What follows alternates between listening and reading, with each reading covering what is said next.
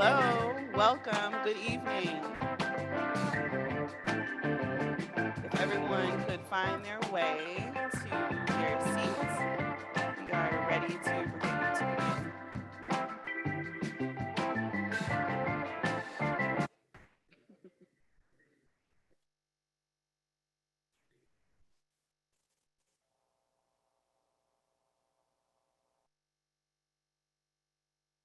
We're getting feedback. I don't know if maybe it'll go away. It seems like we're getting feedback from the virtual um, connection. It should be resolved now, Madam Chair. Thank you. Good evening. As chair of the commission, I call this meeting of the Michigan Independent Citizens Redistricting Commission to order at 5:10 p.m. This meeting is being live streamed on YouTube at www.youtube.com/MICHSOS office/videos. For anyone in the public watching who would prefer to watch via a different platform than they are currently using, please visit our social media at Redistricting Michigan to find the link for viewing on YouTube. Our live stream today includes closed captioning. Closed captioning, ASL interpretation, and Spanish and Arabic translation services will be provided for effective participation in this meeting. Email us at redistricting@michigan.gov for additional viewing options or details on accessing language translation services for this meeting. People with disabilities or needing other specific accommodations should also contact redistricting@michigan.gov.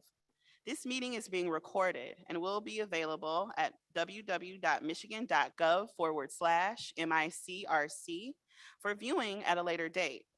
This meeting is also being transcribed, and those transcriptions will be made available and posted on michigan.gov/MICRC, along with the written public comment submissions. There is also a public comment portal that may be addressed by visiting michigan.gov/MICRC. This portal can be utilized to post maps and comments, which can be viewed by both the commission and the public. Members of the media who may have questions before, during, or after the meeting should direct those questions to Edward Woods III, Communications and Outreach Director for the Commission at woodse3@michigan.gov. For the purposes of the public watching and public record, I will turn to Department of State staff to take note of the commissioners present. Good evening, Commissioners.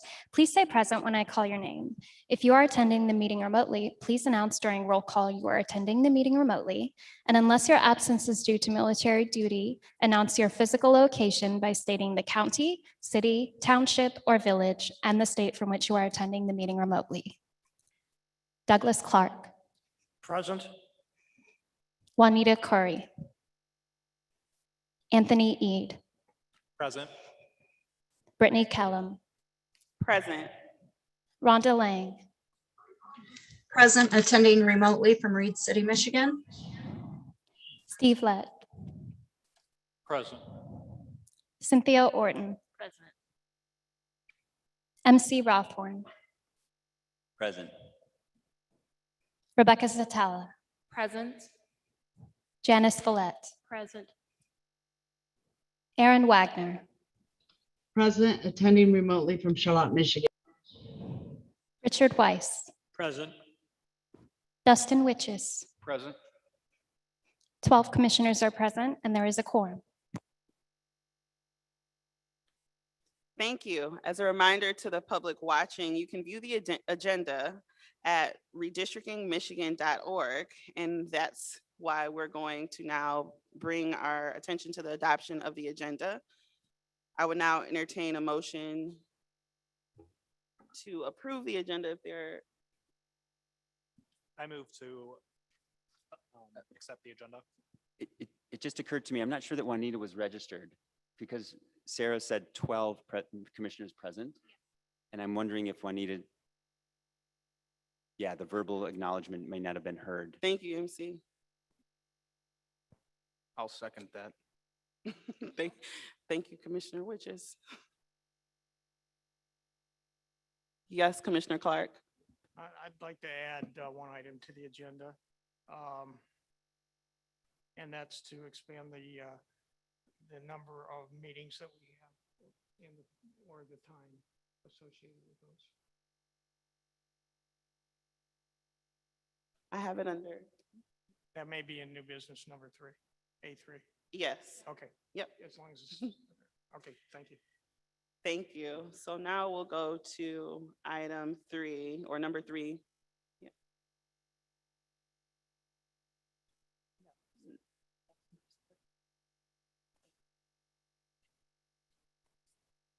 That's what I was gonna go back and ask, yeah. So I was going back to, we were at adoption of the agenda, and I'm trying to have us recall who made the motion, who seconded, because. So is there a motion to adopt the agenda if there are no amendments? Yes, motion was made by Commissioner Eid, seconded by Commissioner Witches. Thank you. Can we raise hands and signify with an aye, those in favor of adopting the agenda as presented? Aye. Aye. All opposed, raise your hand and say nay. Motion carries. The agenda is adopted as presented. Moving on to public comment pertaining to agenda topics.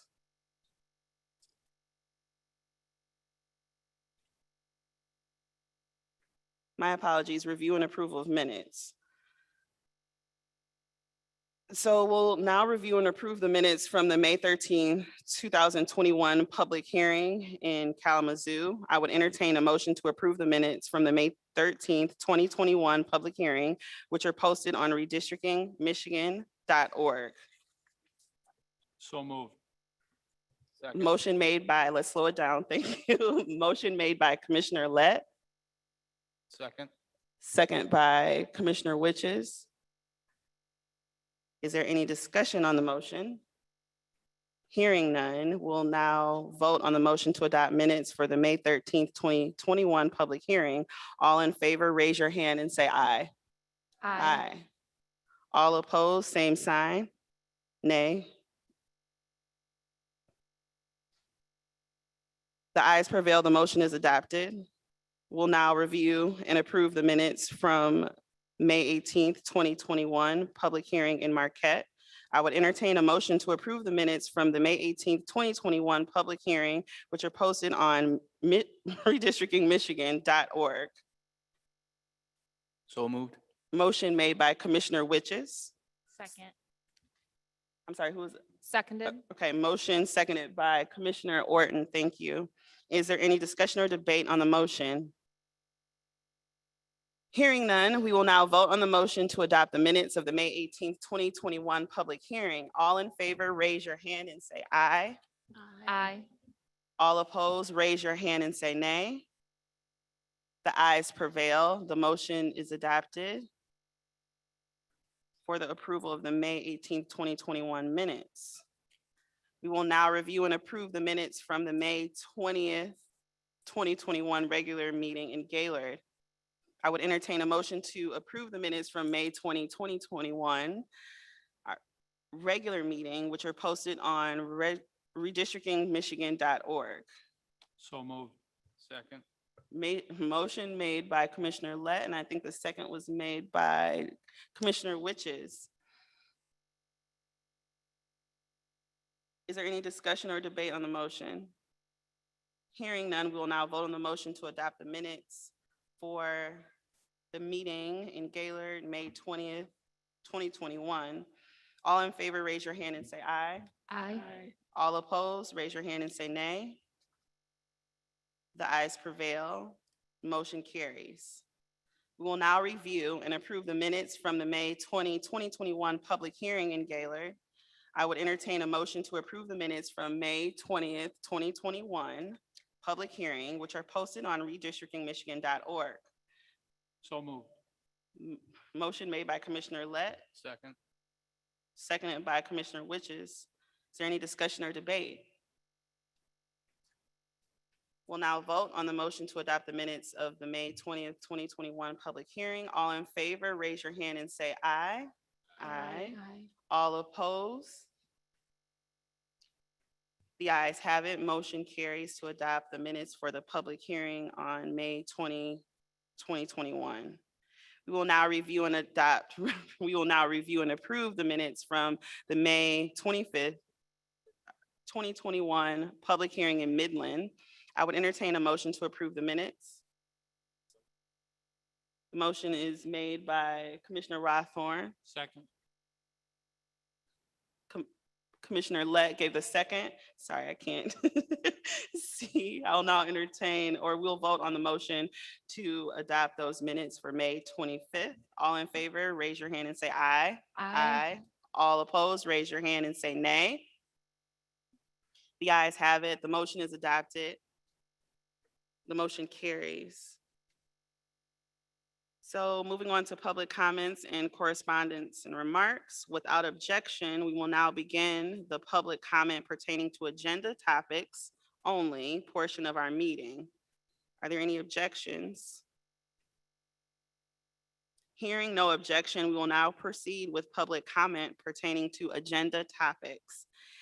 A few reminders: individuals who have signed up and indicated they would like to provide in-person public commentary to the commission will now be allowed to do so. Please step to the nearest microphone when I call your name, and you will have 2 minutes to address the commission. Please conclude your remarks when you hear the timer. As well, please go to the public comment tool and share your comments in writing, including any specific area of the map about which you are speaking. The public comment tool is at michigan.gov/MICRC. First in line to provide public comment is James Gallant. You are now invited to address the commission. Is this on? All righty. My name is James Gallant. I'm with the Marquette County Suicide Prevention Coalition, and my community of interest is the entire state of Michigan. And my interest in that is the bylaws, rules of procedure, and the decision-making processes of this commission and future iterations of this commission. And now, to start with, I would like to say that the Constitution Amendment states very specifically that the Secretary of State is the secretary of this commission without a vote, and she is not here, and she's not been participating.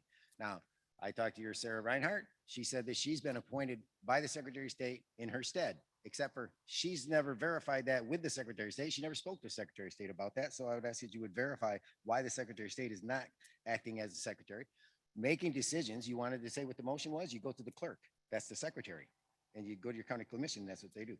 And now, the Secretary of State, I believe that based on facts, that the rules of procedure for this commission have been willfully gerrymandered to benefit the political left and specifically the Democratic Party. Now, Secretary of State Benson created a precedence to the current rules of procedure at the first meeting that have not been codified in order that this commission would then follow them and adhere to them. And starting with the second meeting chaired by Commissioner Lett, he conducted a straw poll. If you look in the book, the chapter says, the title of it, Straw Poll is Out of Order. That's all we need to know. And it appears that he also did not adhere to the precedence to the election rule established by the Secretary of State, which is the third ranking public official, election official in the state, and did not adhere to the election rule to when you voted for the vice chair. The first time they said there was 4 people. So you vote to get it down to 2, and then you have a runoff. But the second time there was 3, and then they just voted. They didn't do the runoff thing, which was the rule. So these rules need to be codified in order that you can then have a starting point for all this and future iterations of this. Your allotted 2 minutes has ended. Please conclude your statement. Okay. I would like to say that the Citizens Independent Redistricting Commission is, pretty much un-American what you're doing here, because this is the way we do it in America. Robert's Rules of Order based on the proceedings of Congress of the United States. This is the way we do it in the United States. And it appears that this commission is trying to change the dominant narrative of what's in this book. It's my understanding you don't even have a copy of this book. And okay, we'll see how that goes. Thank you. Thank you so much, Mr. Gallant.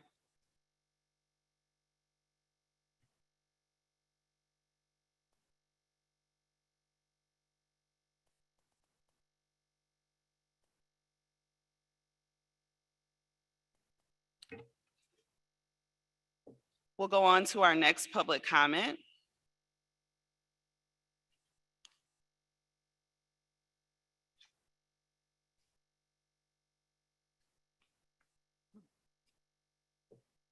Please step to the nearest microphone and you're here. So you'll have 2 minutes to address the commission. Please conclude your remarks when you hear the timer. All right. You are now invited to address the commission. All right. Thank you for being here. I want to thank the voters of Michigan for having this commission. I think it's really important that we draw fair lines for the citizens of the state. I live in Grand Ledge and I work in Delta Township. My congressional district is through Jackson all the way down to the bottom of the state. My congressional representative is an hour, 40 minutes away from me. And I want to make sure that when we redraw the lines that we're considering the citizens, that are similar. Like Grand Ledge is more and more becoming urban and less agricultural. All right. So we have less in common with those folks that are down south of the state. And, I work in the Lansing area. I live in, just outside the city and stuff. So it's difficult for me to have proper representation like that. So I just want to make sure those things are considered. And then lastly, I just want to thank the folks that are working here today, operating the cameras, and the gentleman that came up here to keep this microphone sanitized and things like that. So, and all of you for being here. I appreciate your being here and doing this. Thank you. Thank you. And just as a quick reminder, those wanting to speak for the hearing portion that signed up ahead of time, that is going to follow our regular meeting. Right now, we're in our regular meeting and the public hearing will begin at 6. So this time for public comment is only for agenda topics. So please do share with us, but keep in mind, we have a public comment tool for everything that's shared during the hearing. And if the person that just spoke, if you would like to include your comment in the public comment tool, particularly any area of specification that you just mentioned, that would be very helpful for the commission. At this time, for the public record, it doesn't seem that we have any remote public comment. So we will move to our unfinished business. The first my apologies, you are correct. You can approach the mic when you're ready. You'll have 2 minutes to address the commission. When you're allotted 2 minutes is up, you will hear a timer. Please do respect the end of the timer. You can definitely finish the end of your sentence, but that will be your allotted time to address the commission. You may now address the commission. Alrighty, my name is James Gallant with Marquette County Suicide Prevention Coalition. And I would ask you to please consider scheduling a special meeting to review and amend your bylaws. I would ask you to hire a certified parliamentarian. Robert's Rules of Order Foundation has that on their website in Michigan. I talked to the lady, she's top notch. She would be more willing to do it. She's a top in the state to get a review and then some recommendations from an actual certified parliamentarian. And I would ask you to have the special meeting, but to conduct a public hearing at that special meeting so that you can get unrestricted input from the public, and that you would then consider the part about the hiring a certified parliamentarian to get the process of reviewing and amending the bylaws for the future generations and iterations of this commission. And I am now preparing an amicus brief supporting your extension of time to the Michigan Supreme Court. I'm going to explain to them all of these structural defects, and I'm going to tell them that you're going to need some time to fix this. So you're going to need more time, not just to do the reports, not just because the census data is late, is because you're going to have to revisit the rules. You're going to have to codify the rules, start over, and you got to do most of your, because these rules were created in February. They were approved in February, and it was a third draft. That's because your chair, Mr. Lett, I believe it was, allowed the attorney the floor without a motion pending to do the bylaws. And then they said, well, you know, if discussion's not over, it's going to automatically lay on the table till the next meeting. No, that's out of order too. So all of a sudden, this is what happened. I learned this in Marquette from the Democrats. If you look at Marquette, if you look at the UP, it's blue. There's a big red stain in the middle. Oh no, that's the Democrats. They got a big stain on the red in the UP. And what they do is they bring it, they have discussion. They say, oh, you know what? Could you go back and work on that? The third draft, when there was no motion pending of these rules of procedure, was approved by this commission, and you never asked for a draft to begin with, and that draft was created by the Princeton. You're allotted 2 gerrymandering minutes is over, project. Mr. Gallant. I am finishing my sentence, please, and my thought, like you said that I could, Madam Chair, and thank you very much. You began another sentence. Thank you for addressing the commission. You said I could finish Moving my on to thought. You said I could unfinished finish my business. thought, not my sentence. Mr. Gallant, you Thank cannot disrupt our meeting. Thank you for addressing the commission. Point of order, please. Moving on to unfinished business agenda, item 6A regarding the public comment portal. Without objection, Michigan Department of State staff and Moon Duchin of MGGG Redistricting Lab will now provide an update accessing printing maps and comments from the public comment portal. Are there any objections? Hearing no objection, I ask that MDOS and MGGG proceed. Good evening, Commissioners. Moon with MGGG could not be here tonight, but I'm happy to provide an update for you all on the public comment portal. We have now updated the portal to allow commissioners and members of the public to right-click on a comment and open it in a new tab in order to avoid resetting the gallery to its first page. To use this feature, you can click on any of the submission cards in the gallery and then select Open in a new tab. This will open the submission in a new tab, saving your place in the submission gallery. Additionally, we are currently working with MGGG to add a print feature to the comment gallery. This new feature will allow commissioners and members of the public to do an advanced search by date, range, keyword, etc., and to physically print those comments. And this new print feature is expected to be added to the portal in the next week. And that is my update. I'm happy to take any questions.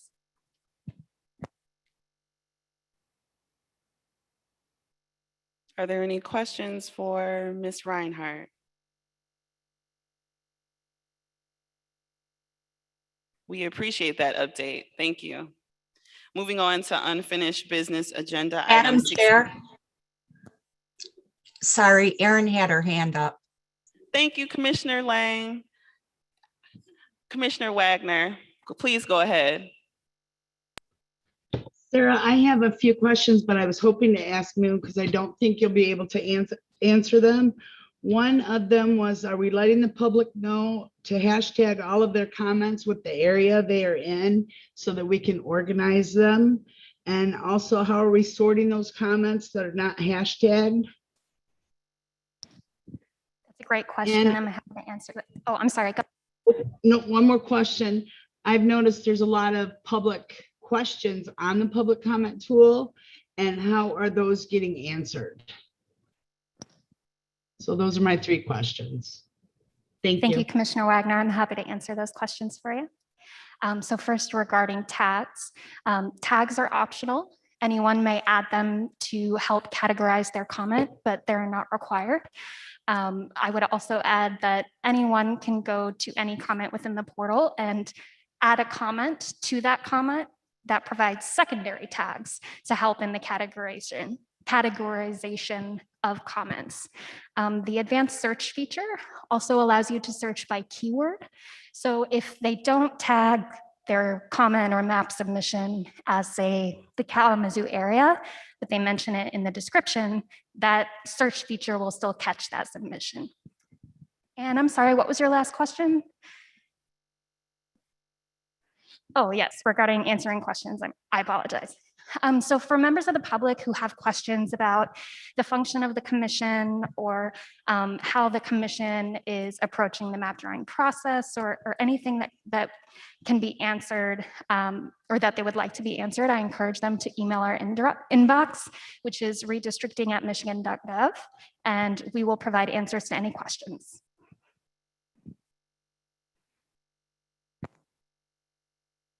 Thank you, Ms. Reinhardt. Are there any further questions? And I'll be mindful to maybe we can keep eyes on the screen as well, because I don't want to miss hands. Are there any other questions regarding this topic?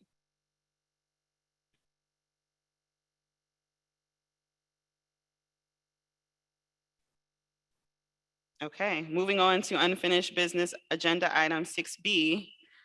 Without objection, Commissioner Clark has requested school district data be placed on this agenda for discussion. Are there any objections? Hearing no objection, I invite Commissioner Clark to proceed. Thank you, Commissioner Kellum. While we were in Jackson and Kalamazoo, there was a significant number of public comments relative to the community of interest of keeping school districts intact within the same district. So after the meetings, I contacted Matt Grossman, who works at MSU as a professor and is significantly involved with election data.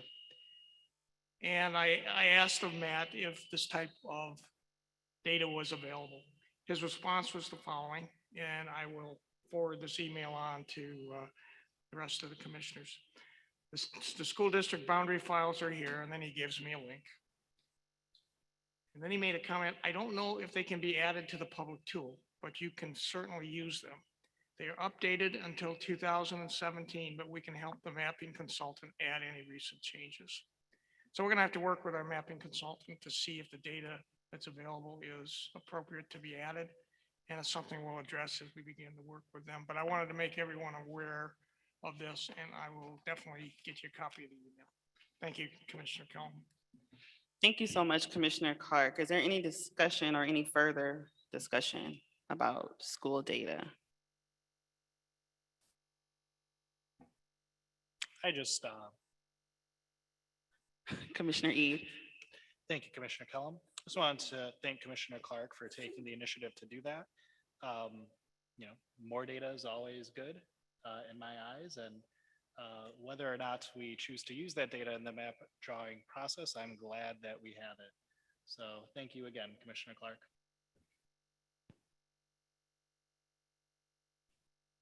Moving on to unfinished business agenda item 6C, which is the update on the contract with EDS. If there is no objection,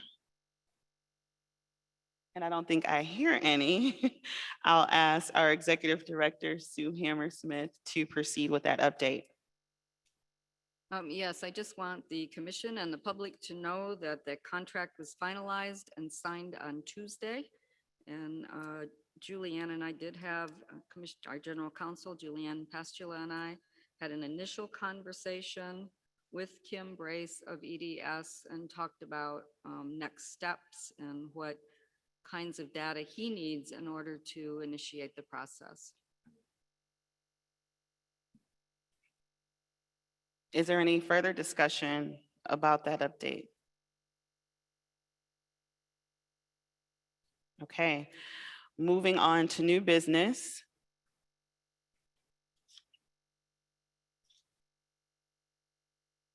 Agenda item A1 regarding individual requests from commissioners, one voice. If there are no objections, I will turn the floor over to to Executive Director Sue Hammersmith. Hearing none, you can continue. You can go ahead, Sue. Okay, thank you.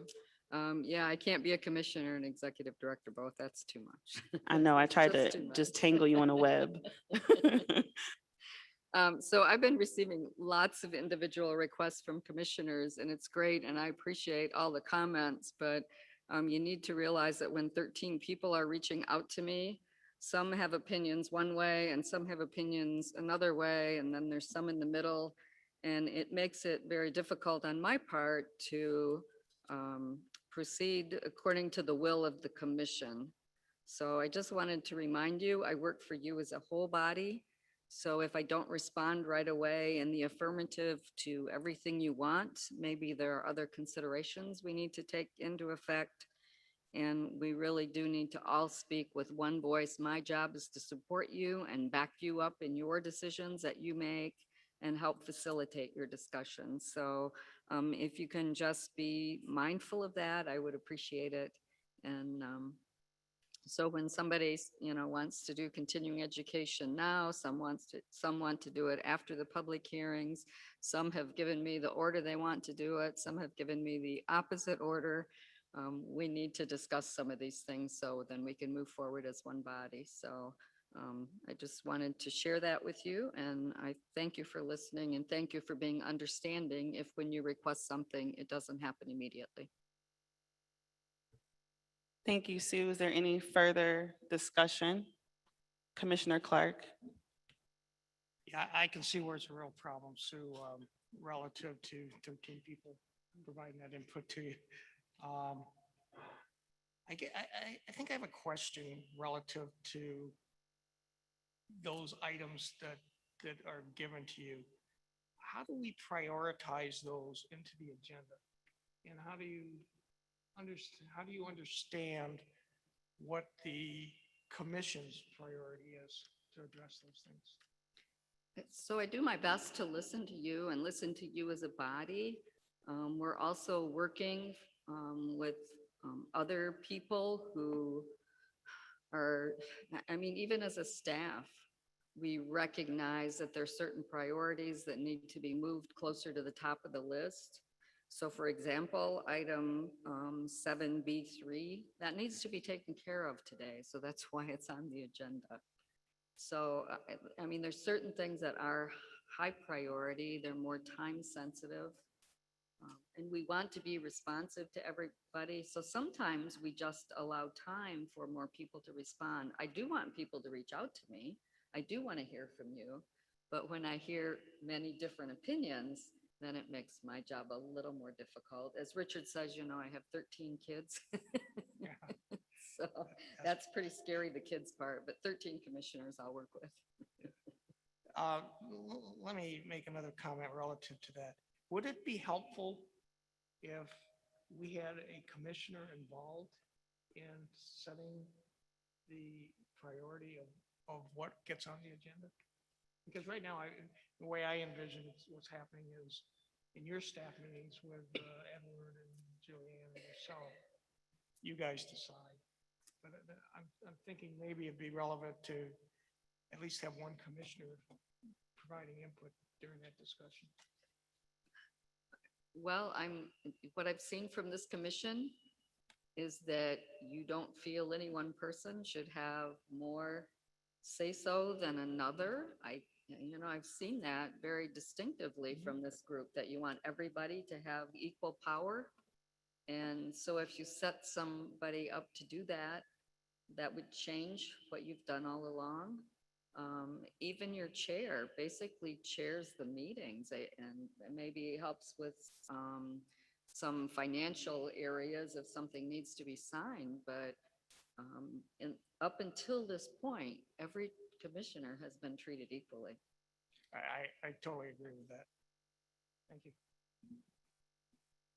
Thank you, Commissioner Clark. Yes, I was right. Commissioner Orton. Thank you.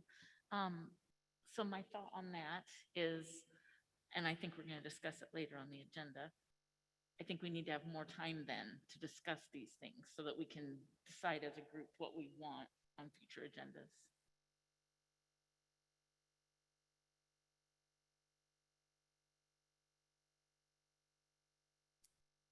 Just as a reminder, I was able to kind of read the screen. I think we need to make sure that we are speaking directly into the mic. I know those of us that are in person, we can turn, but if I turn too far, then you can't hear. And so we want to make sure that those watching, those providing interpretation, can distinctively decipher what we're saying.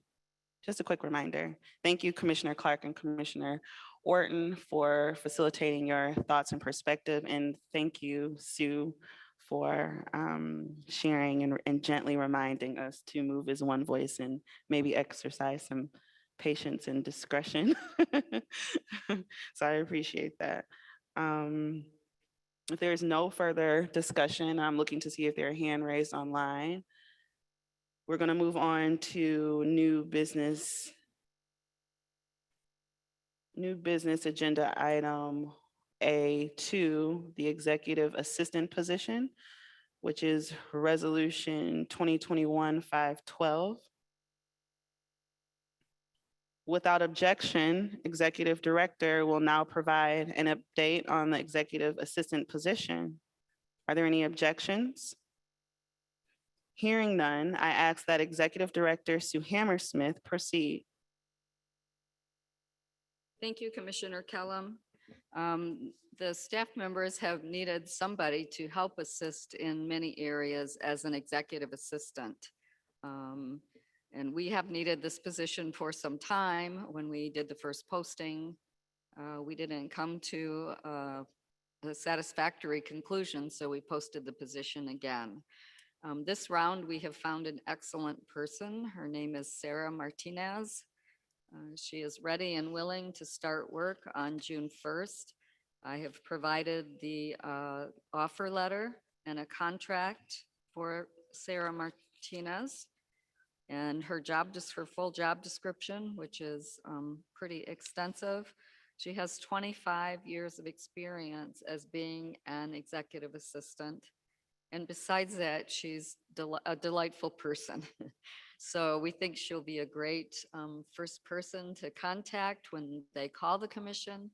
We're looking forward to having her assist me with secretarial functions or with accounting functions. I spent 2 days this week processing things like commissioners' expense reports. So there are many areas in which she has expertise and can assist us. And with the permission of this commission through the resolution that's been provided, I would be happy to answer any questions or move forward so we can get her on board. Are there, Commissioner Clark? Yes, I read through your job description this afternoon, and I'd like to add one thing. I'd like to add an item at the end that identifies your job responsibilities with a caveat that I don't know exactly how we word it, but that, also additional responsibilities as defined in the future, because there will be some additional things that aren't designated on that sheet. And I apologize for not speaking into the mic. There are additional things that are that will be added as we move forward that aren't defined currently, and we just want to cover that. So one simple statement for that. I also want to point out I reviewed this up against the budget. Everything appears to me to be in conjunction with what we approved on the budget, both for this fiscal year and for next fiscal year. So I would, given that those comments, I would like to put a motion forward that we go ahead and hire this individual. Motion made by, if there's no further discussion, motion made by Commissioner Clark. Seconded. It's a tie. Seconded by Commissioner Zatella. We'll now vote on the motion to approve resolution 2021-512. All in favor, raise your hand and say aye. Aye. Aye. All opposed, raise your hand and say nay.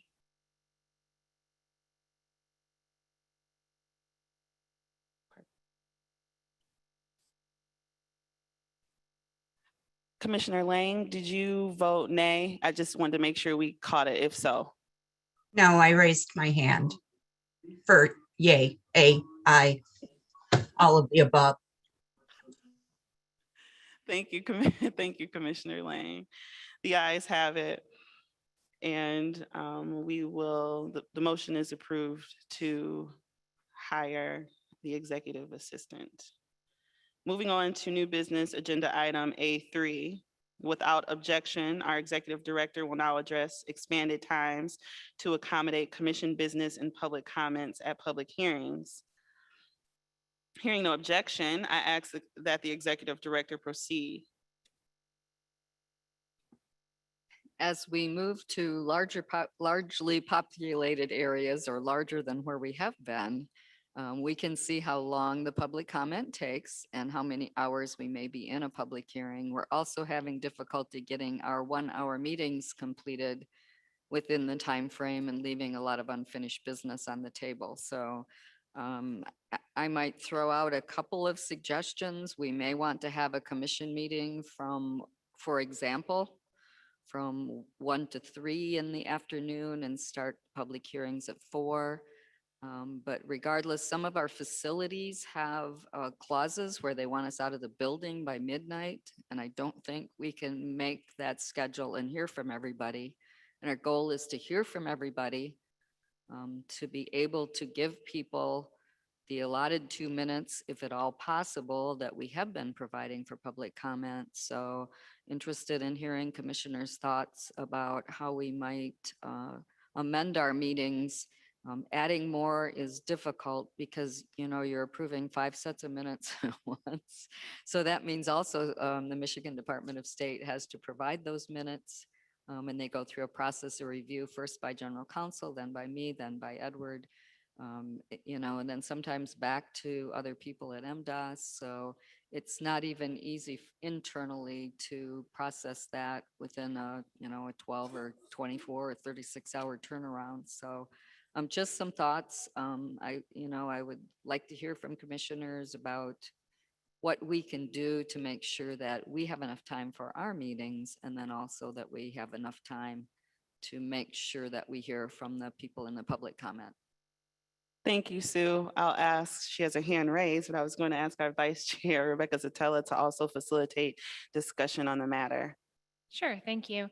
I just have a quick question, Sue. If we bumped our regular meetings a half an hour earlier, would that assist, like maybe start them at 4:30, or is that not workable? I think it would help ever so slightly, but I don't think it's enough. Okay, Commissioner Clark, go ahead. Yeah, I want to speak specifically to our commission meetings rather than the public hearings. I look at it rather simplistically. It's more like a supply and demand type of situation.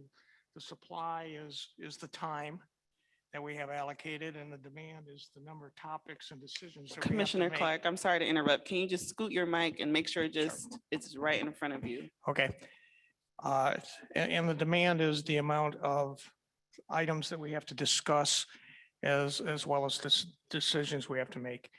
And those two are not in sync at this point. And I think we're significantly falling behind in the amount of work that we've got to get done, and we need to get that rebalanced.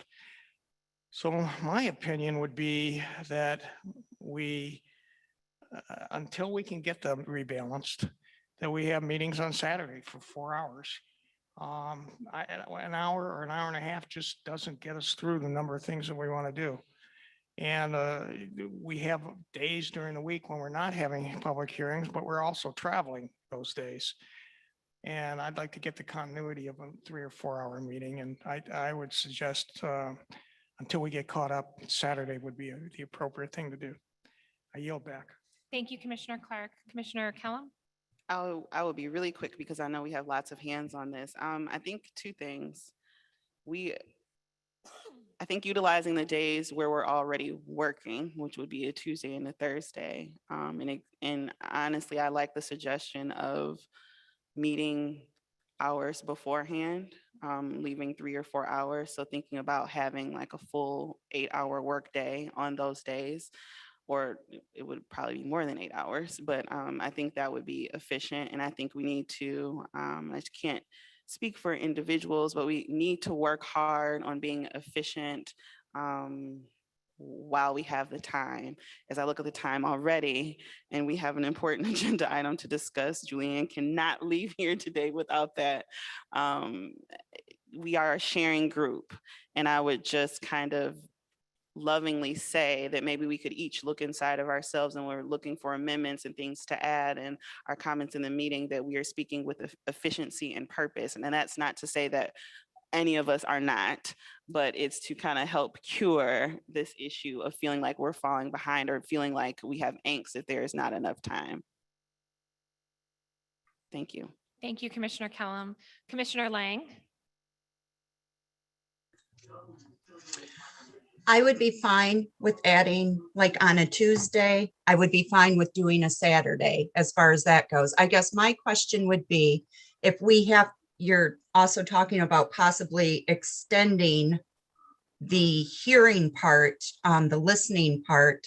So my question would be, if we extend them, is it still based on all the other hearings that we've done where there would be a set time to sign up for? Right now, it's from, they have until 8 p.m. to sign up. So would that not change where we're not giving other hearings additional time that we did not give to the hearings that we've already had? I guess would be my question, in order to keep it on a balanced, fair field. Thank you, Commissioner Lang. Commissioner Wagner?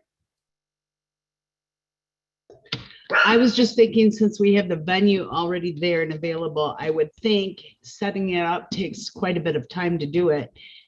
And it makes more sense, since all of you are traveling, that if we could meet at the venue prior to the actual hearing, that would go a long way to consolidate things. Thank you, Commissioner Wagner. MC, did you have your hand up? Oh, Yeah. go ahead, Commissioner Rothorn. My suggestion would be, I like the Tuesday, Thursday idea because we're meeting. I do understand too that we want to use the time that we have. I want to suggest that we have the public hearings only, I guess what I mean is the meet and greet before. Like, I'm sad that we won't be able to meet these folks that are out here, right? Because we have a meeting. You know, some people came later, and I just want to offer that I think if we can have a break between the meeting and the public hearing, I believe that we get that interaction with the public, which has been crucial for me. Thank you, Commissioner Rothorn. Go ahead, Commissioner Witches.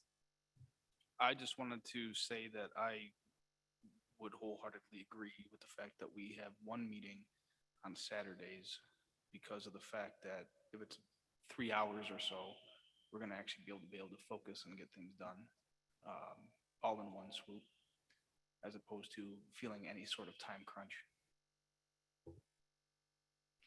Go ahead. So I'm thinking now, we've been meeting virtually before for our regular meetings, but now we're going to have to meet in person, unless I'm wrong.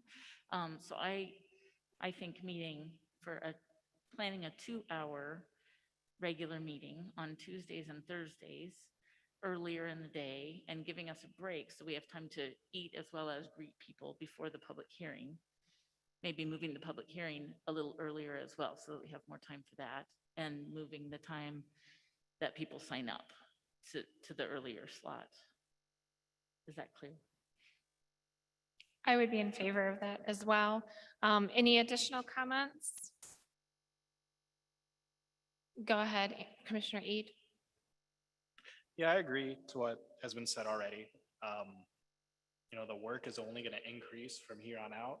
And, you know, it's important we're efficient with our time, and that we're here to do the work. So I'm okay with Tuesdays, Thursdays, Saturdays, whatever we decide. But I would not be in favor of moving the latest sign-in time to earlier than 8 p.m. Even if we're starting the public comment portion of the meeting earlier. I think it's important we keep that 8 p.m. stop time for the latest that people can sign up. You know, if we're in a situation where we have less people, I don't foresee it happening. I think we're just gonna have more and more people come in as time goes on, which is exactly what we need. Thank you to everyone who's here today. But I think 8 PM should stay as the latest sign and date time.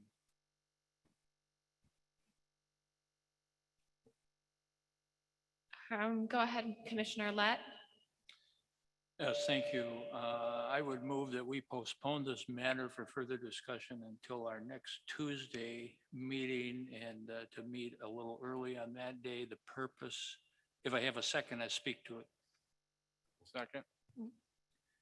The purpose being that we have not heard from the Secretary of State's office and what it would take to set up the meetings so that they can be broadcast as we are required to broadcast everything.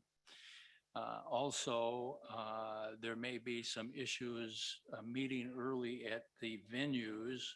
And if we could not do that, then we would have to find another venue. So I think there are some questions. While I agree, generally speaking, with the Tuesday, Thursday, 1 to 2, 1 to 3, 1 to 4 meeting time that would add time for us to do our work. I think there are other questions that need to be answered before we say we're going to do it that way. So the motion was made by Commissioner Lett. The second was made by Commissioner Witches. If there is no discussion on the motion, are we ready to vote? For clarity, that was to address that at the Tuesday meeting or the next regular meeting on Thursday? And thank you, because I was going to ask Commissioner Lett, are you suggesting that we discuss this on June 1st or June 3rd? June 3rd, I believe, would be our next regular meeting, which is a Thursday. I would propose to have June 3rd, if that's our next regular Okay. meeting. That would give the Secretary of State as well as our staff time to make sure that we're going to be able to do what we want to do. Thank you, Commissioner Lett. So just to clarify, Commissioner Lett has made a motion, or there's a motion on the floor to postpone this part of our agenda to the June 3rd meeting. And the second was made by Commissioner Witches. All in favor? Hearing, yeah, I'm sorry, Commissioner Ede. If we do postpone this issue, then at our next regularly scheduled meeting, we're gonna need to decide then. So if we do decide to do that, can we have prepared for us a couple different options, like what we've stated here today, whether it be meeting on Tuesday, Thursday, or meeting on Saturday? Let's have a few options prepared to vote on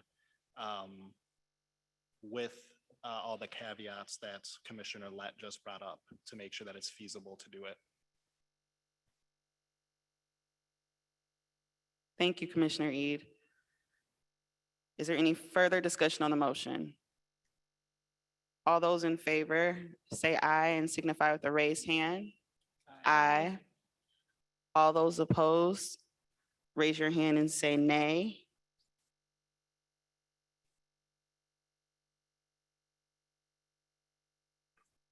Will the nays keep their hands up as well as speak directly into the microphone? So if you've moved it, just so we can hear. Nay.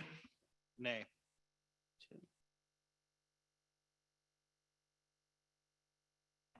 The motion carries.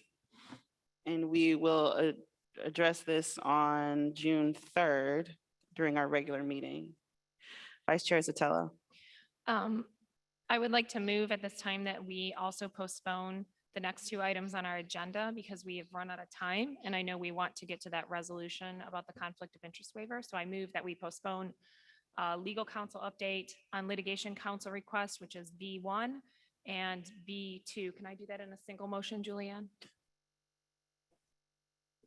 So I'd like to move that we postpone agenda items B1 and B2 until next Thursday's regular meeting so that we can move on to B3. Motion made by Vice Chair Sotelo. Is there a second? Second. Second by Commissioner Lett. Is there any discussion on the motion? Commissioner Ede. I mean, these seem like pretty important things to at least get an update on. This is a question for our general counsel. Will discussing this at the next meeting on June 3rd hinder us in any way? No. Thank you, Julianne. All those in favor, raise your hand and say aye. Aye. All those opposed, raise your hand and say nay. The ayes have it, motion carries. We will be tabling the items under legal counsel, new business, B1 and B2. B1, update on litigation counsel, and 2, update on petition to the Michigan Supreme Court. Moving on to new business, item B3, resolution 2021-513, the waiver of conflict of interest. If there is no objection, we will hear from our general counsel, Julianne Pestula. Hearing none, Julianne, you can proceed. Thank you so much, Madam Chair. What the commission has before them today is a proposed resolution to waive a potential conflict of interest. Allow me to back a little bit. The commission filed in tandem with the Secretary of State a petition on April 20th of this year requesting an extension of time. That petition requested immediate consideration and oral argument. So on May 20th, the Michigan Supreme Court issued an order granting our request for immediate relief, scheduling oral argument on June 21st at 9:30 a.m., and also outlined 3 specific questions to be addressed. Their expectation is that the petitioners will supply a brief, and the order also requested that the Department of the Attorney General provide separate briefs, both in the affirmative to the petitioner, to the petition's position, and in the negative to the position we're advancing. In order to do that, the Department of Attorney General will need to assemble separate teams to address the petition.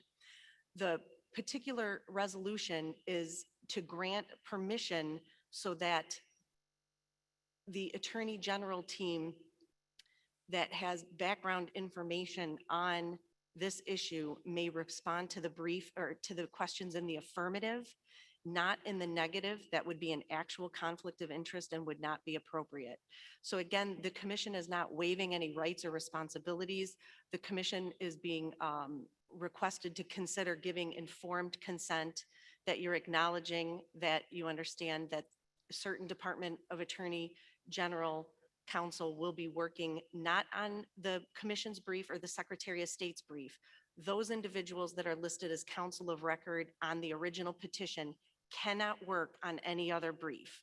They can only work on the petitioner's response brief. So again, this would just be granting permission that attorney generals may work on the brief in the affirmative.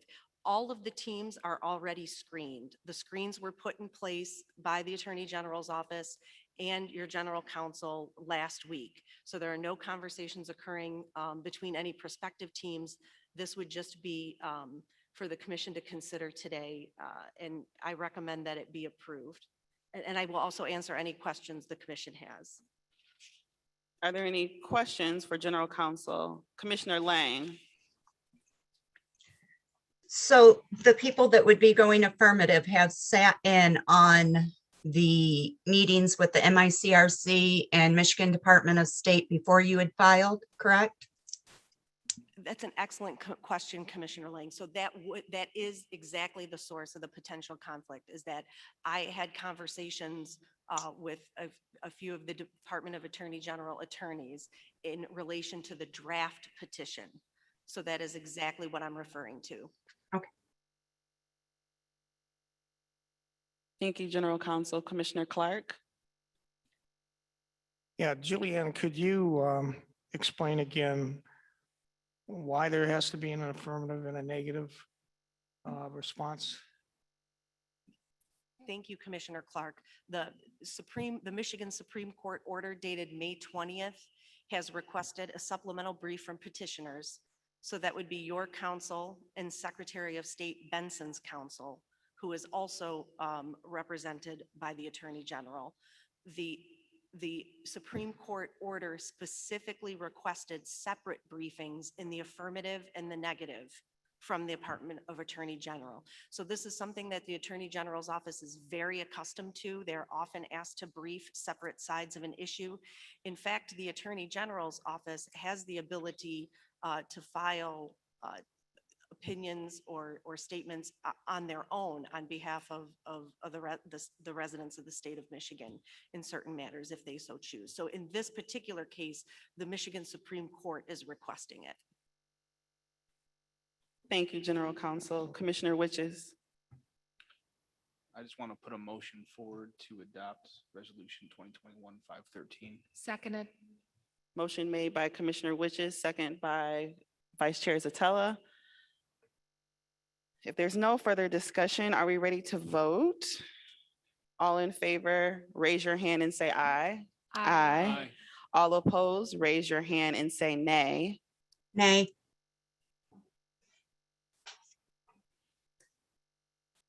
The motion carries, the ayes prevail, and we will be approving Resolution 2021-513.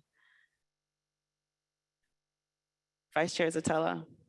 I would also like to move at this time that we also postpone item C, Communications Outreach and Report Edward Woods, until next week's regular scheduled meeting on Thursday. So- Motion, oh, sorry, go ahead. Go ahead. Motion to postpone made by Vice Chair Zatella, Second. second made by Commissioner Witches. All those, is there any discussion? Commissioner Eid. I'm wondering, it's a question for our communications director, Edward Woods III. Is there anything in your presentation that is important to be told to us today rather than next week? Thank you. All in favor, raise your hand and say aye. Aye. All opposed, raise your hand and say nay. The ayes have it. We will be postponing the Communications and Outreach Report supposed to be made by Edward Woods III. If there are any objections to our executive director making any announcements, and I don't hear any, I will hand the floor over to her to make any announcements that you might have at this time. There are none. Thank you. Thank you, Sue. Our last item on the agenda today before we move to public hearing is adjournment. Do I have a motion to adjourn? I move we adjourn to the public hearing and that we take a 5-minute break before we start. Thank you, Sorry, Commissioner Lett. second. Motion made by Commissioner Lett, second by Commissioner Widges, I believe. Any discussion on the adjournment? Hearing none. All those in favor, please signify with a raised hand and saying aye. Aye. Aye. All those opposed, raise hand, nay. The ayes have it. The meeting has been adjourned for the time is 6:12, and we will take a 5-minute break before starting public hearing. Thank you.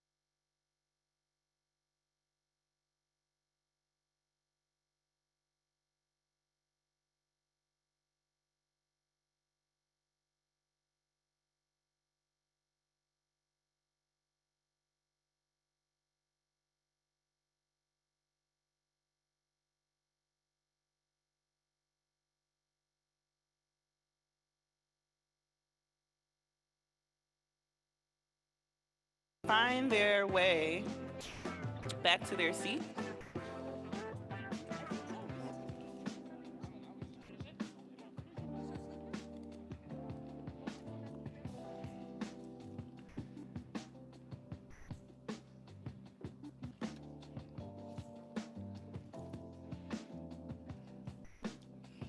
Good evening. Thank you for sticking around and coming back. Thank you and hello and welcome to the new faces that have entered the room. We're excited to be here in Lansing for the public hearing and to hear from all of you in one way or another. Some of you might be listening, and that's okay. This is a very exciting and wonderful opportunity to feel empowered and have your voice heard, because all of us up here are just like you. We were just randomly chosen for a heck of a job. So, as chair of the commission, I call this meeting of the Michigan Independent Citizens Redistricting Commission to order at 6:30.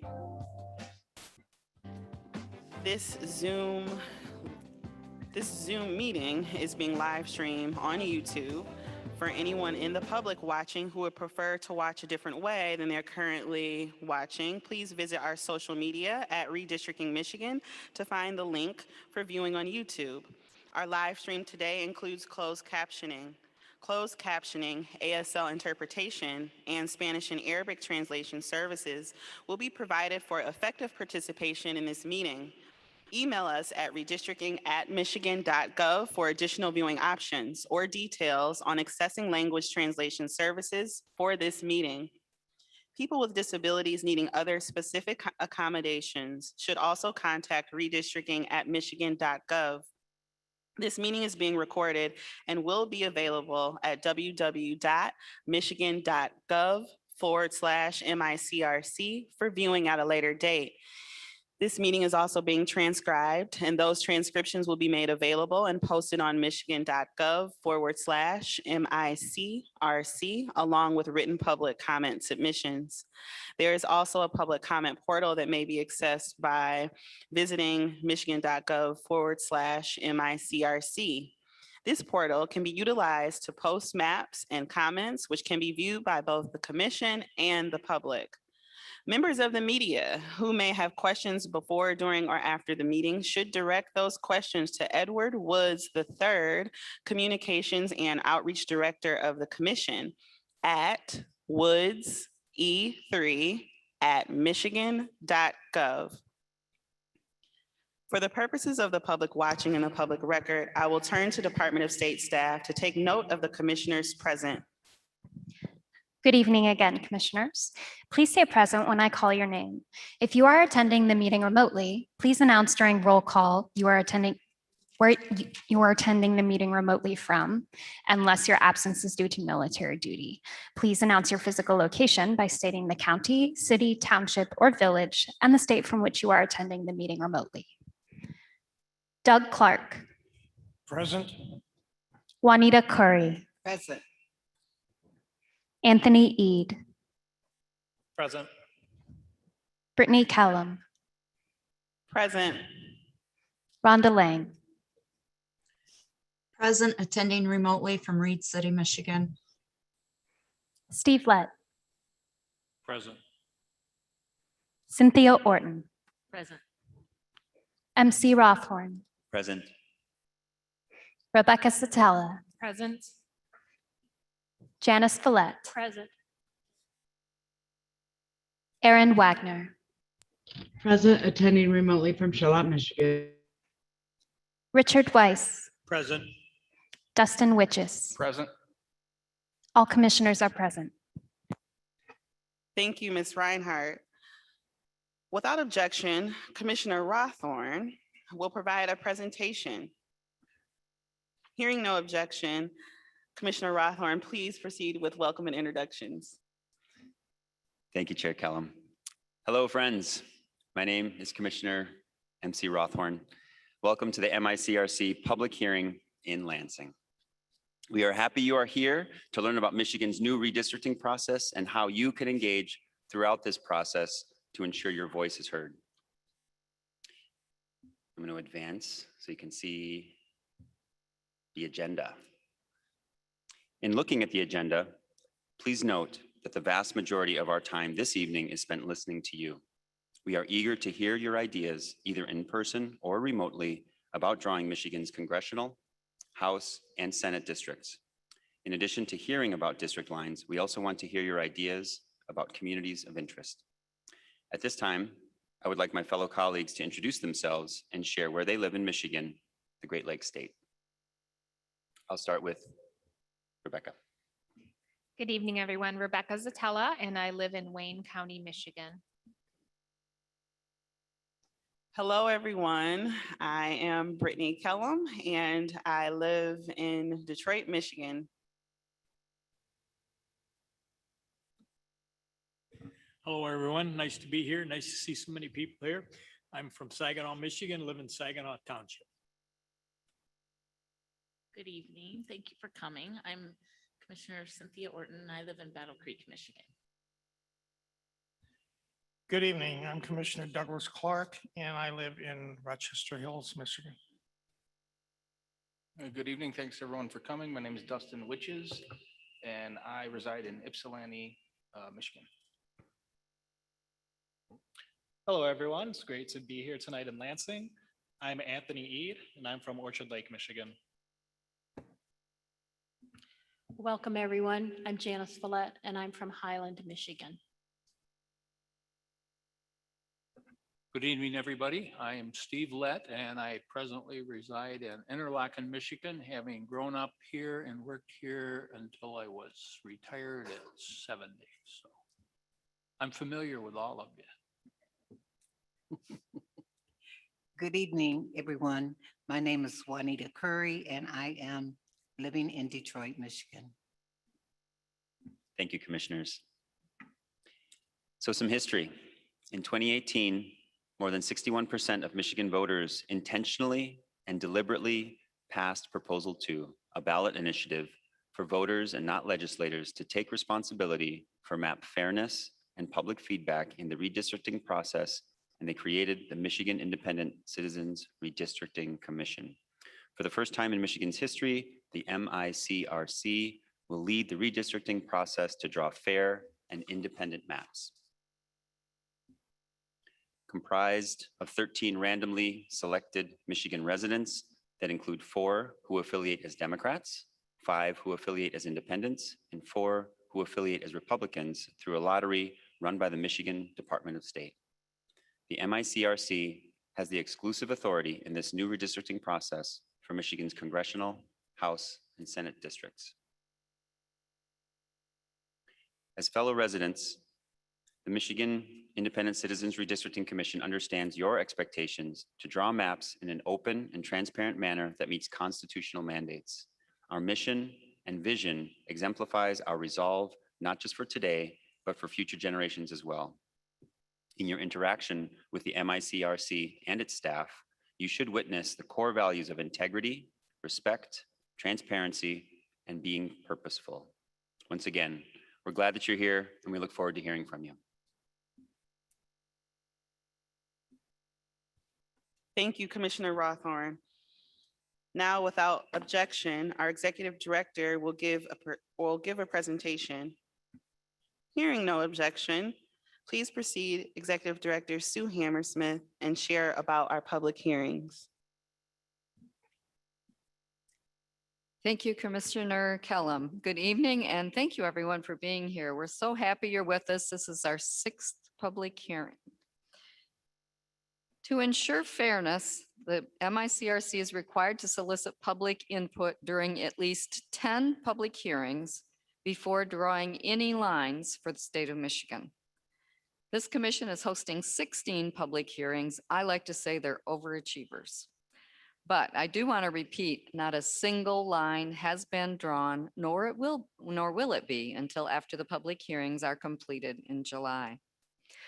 The Constitution lists 3 purposes for public hearings. First, to inform about the process, second, about the commission, and third, to solicit information from you about the potential redistricting plans for Michigan's congressional House and Senate districts. What is redistricting? Every 10 years following the census, district lines for U.S. congressional, state senate, and state house must be redrawn to accurately reflect the changes in the population. The process of drawing the lines is known as redistricting. In Michigan, this group will be drawing 13 congressional district lines, the lines for 38 Michigan Senate districts, and the lines for 110 Michigan House districts. The commission has about 6 major responsibilities. First, they're the one and only entity that is responsible for drawing the district lines.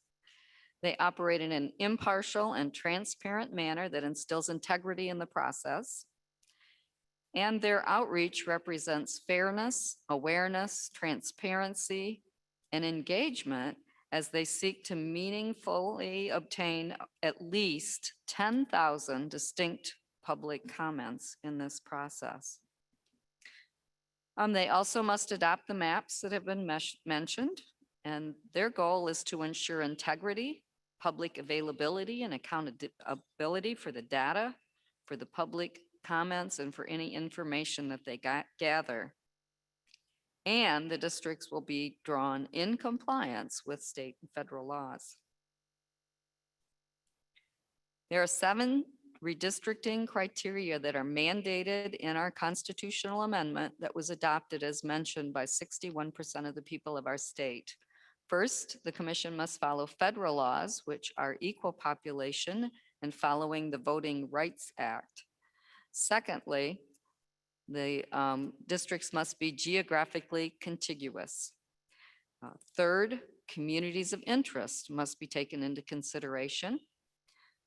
Fourth and fifth refer to partisan fairness. There's no disproportionate advantage that can be given to a political party, or they cannot favor or disfavor an incumbent elected official or a candidate. Sixth, county, city, and township boundaries must be taken into consideration. And seventh, the districts must be reasonably compact. That's a tall order. What are communities of interest? Our Constitution also defines them, saying they may include, but shall not be limited to, populations that share cultural and historical characteristics or economic interests. They do not include relationships with political parties, incumbents, or political candidates. What the commission wants to know is what would you name your community of interest? What are your common, what is the common bond that creates your community of interest?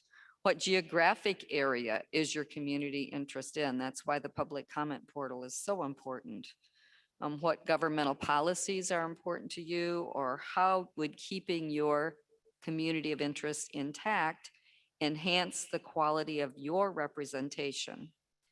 And are there areas nearby that either would strengthen or weaken your community of interest? Why are we here? We're here to listen. We're here to listen from you, to hear from you this evening, so I should quit talking. And lastly, why should you care? Well, for the first time ever, Michigan residents have a say in the redistricting process. Openness, transparency, and public engagement represent the principles of this new process. And as the third criteria, we want to hear about the communities of interest. These maps are going to last for the next 10 years. So it's critically important that we listen to you this evening, and that's what we're here to do. And we thank you for being here. Thank you so much, Executive Director Sue Hammersmith. We are an important commission of 13, not 11, and we regrettably zoomed past introductions without acknowledging our commissioners that are attending remotely. So we deeply apologize. But now, Commissioner Lang, you have the floor, and then we'll go back to an introduction for Commissioner Wagner. Good evening. I'm Rhonda Lang, and I'm from Reed City.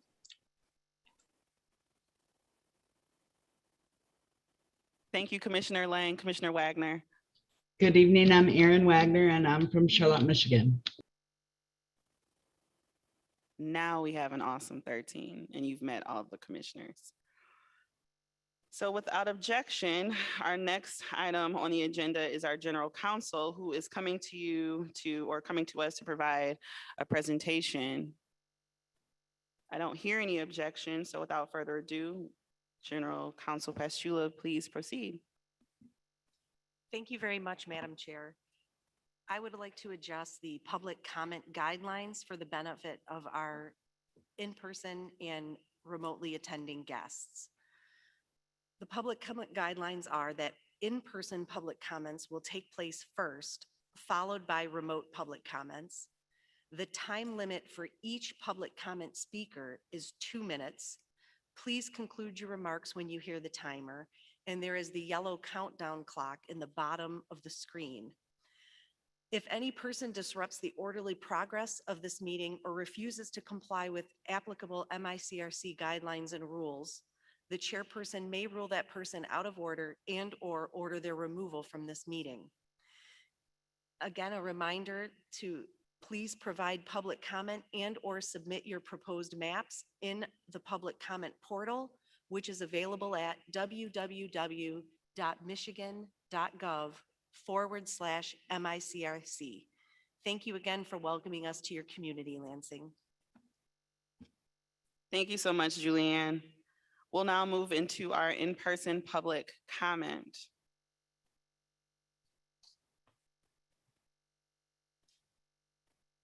Without objection, we will now begin the public comment portion of our meeting. Hearing no objections, we'll proceed with our public comment. Individuals who have signed up and indicated that they would like to provide in-person public commentary to the commission will now be allowed to do so. Please step to the nearest microphone when I call your number. You will have 2 minutes to address the commission. Please conclude your remarks when your 2 minutes has ended and you hear the timer. We are an easy group. We want to make sure, though, that we honor everyone's time, that we hear from everyone. So it's important to wrap up your sentence when you hear the timer and not to continue or extend beyond that. Please, again, go to the public comment tool and share your comments in writing, including any specific area of the map about which you are speaking. The public comment tool is at www.michigan.gov/MICRC. I'm going to call the first 4 people. If you're comfortable to come to the mics, I'll have 1 and 2 stand here, 3 and 4 stand here. First in line to provide public comment is number 1. Please feel free to introduce yourself because you are more than just a number. I just don't know your name. We just don't know your name. And when you approach the mic, you are free to address the commission. Good evening. My name is Jim Renner from Watertown Township in Clinton County. Watertown borders the city of DeWitt and DeWitt Township and is an integral part of those communities as well as Clinton County. I chose to live in Watertown over 31 years ago. I could have selected a number of communities since I commuted to Grand Rapids for 31 years, but I chose Watertown since it was made up of individuals and families that had a common interest. We are interested in maintaining the combination of small town atmosphere, but one that provides services to its residents. We are interested in quality schools for our children that provide the right balance between academics, activities, and athletics.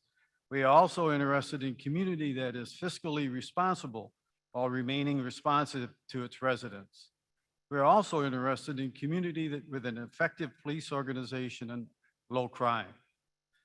We effectively share services such as road commission, county sheriff, RISA, budgets, and other common issues successfully for the common good of Clinton County residents.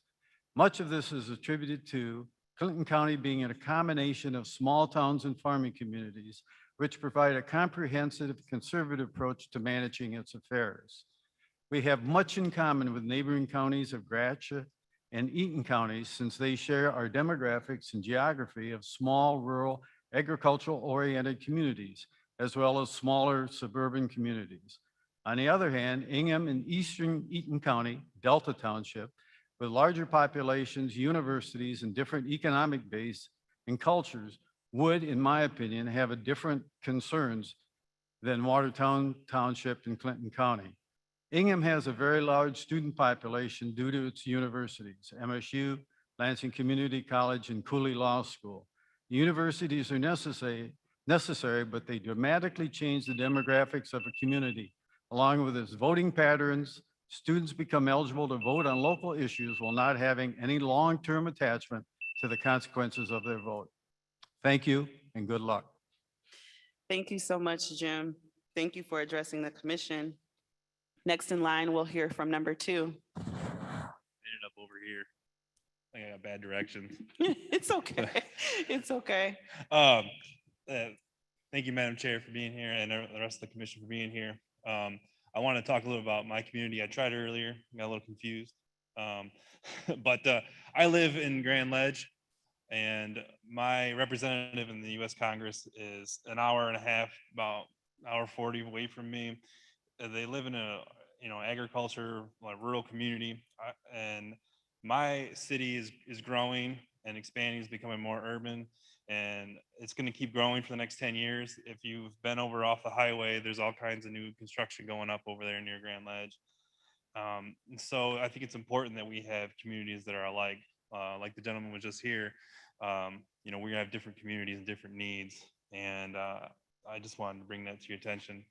So, and I want to thank you guys again for being here.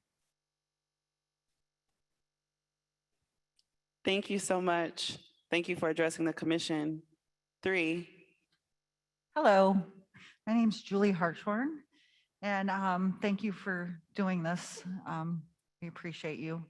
I currently live in the 4th Congressional District and also in the city of East Lansing. Though I live 5 minutes from MSU's campus, I share a congressional district that is share a congressional district with Central Michigan and Ferris State University. My parents, who have retired up to Higgins Lake, are literally 1 block from sharing the same congressional district as me, which they're nearly 2 hours away. When I go to work, I have to drive through the 8th Congressional District to go to Delta Township, which is located in the 7th Congressional District.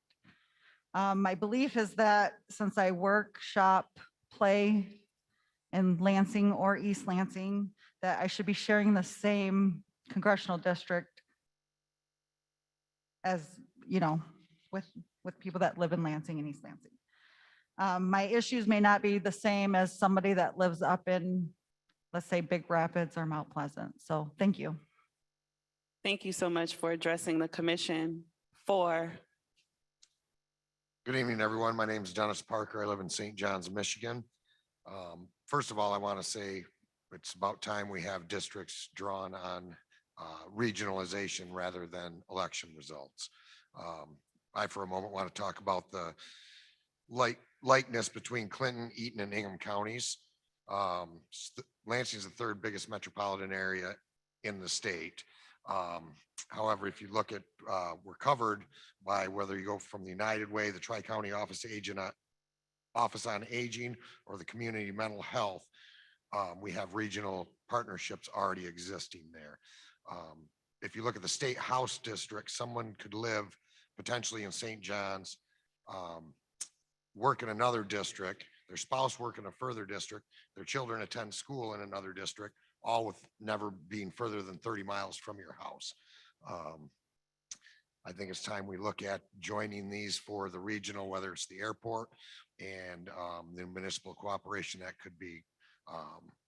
could enhance everybody's positions. Thank you. Dennis, thank you for taking the time to come out and address the commission.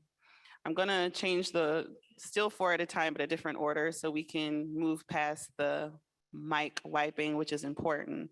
So I'm going to have odd numbers here and even numbers step to this side. So the next 4 numbers are 5, 6, 7, 8. Want 5 and 7 here, 6 and 8 on that side to my right. And 5, when you approach the mic, you are free to begin addressing the commission. Good evening and thank you. My name is Mike Huerta. I'm president of UAW Local 602 here in Lansing. I represent the 2,300 active members at the Lansing Delta Township plant, which is in the 7th Congressional District. Our union hall is in the 8th Congressional District. I live in Hazlet, Michigan, which is in the 69th State House District. I travel to my union hall, which is in the 67th House District. And when I go to my facility to see my membership, I'm in the 71st House District. On my way home, if I'm asked to grab some milk or pick up some dinner, I go to shop in the 93rd House District.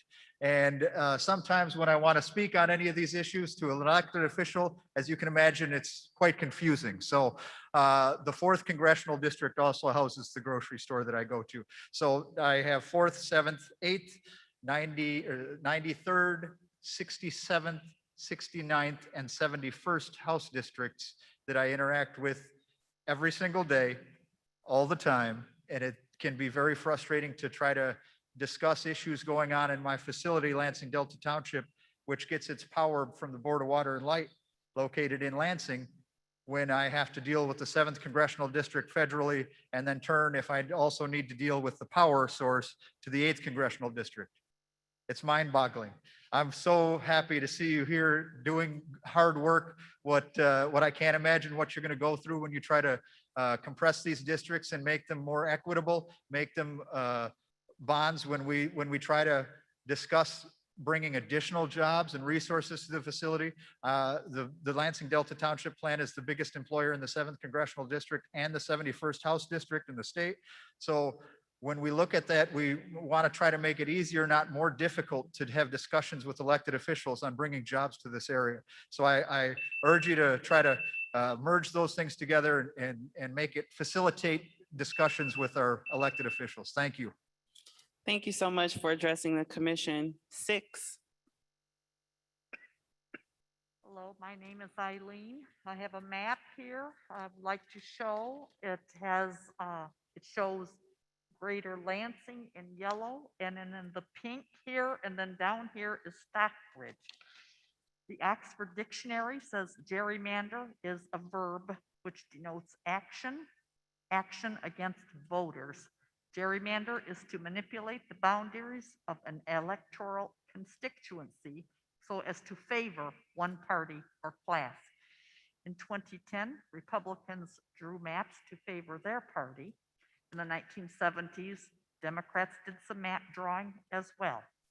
Several terms related to gerrymandering are packing and cracking, done by Republican lawmakers in 2010 with voter maps. The latter term, cracking, is what has been done to the greater Lansing area. We citizens of Lansing have similar issues as we live our lives, but from the Waverly Road line extending west, all those citizens are cracked off from greater Lansing. They are put into the 7th district with a huge group of rural voters, greatly diluting their vote. It is intentionally wrong to dilute or take away the power of any legal vote. In the fall of 2018, I was on business southeast of Stockbridge. And what did I see but a huge political sign for the 7th district? It was mostly farmland out there. Now, where is the sense in putting West Side Greater Lansing voters in with rural Eaton County going west and a wiggly map, which also joins West Side Greater Lansing with the rural farm concerns southeast of Stockbridge? The only possible reason would be if it is for a power grab by the ruling party in an effort to dilute or take away the legal vote of Greater Lansing West Siders. It is not fair and it is wrong. Gerrymandering must stop now. Fair districting is what we demand now. Thank you so much for your time. Thank you, Eileen, for taking the time to address the commission. 7, and as 7, I'm sorry, before you begin, just as a reminder to speak as clear as you can into the mic and really enunciate, because we do have interpreters and translators that are working hard to make sure everyone is on an equal listening platform. Thank you. Point of information, Madam Chair. Yes. Would the last speaker like to give us their copy of the map for the public record?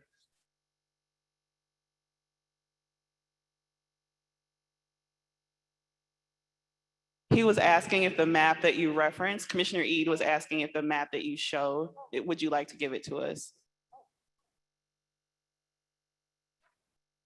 You don't have to. It was, people at hearings bring us maps and we're allowed to take them. So if you would like to do that, you can.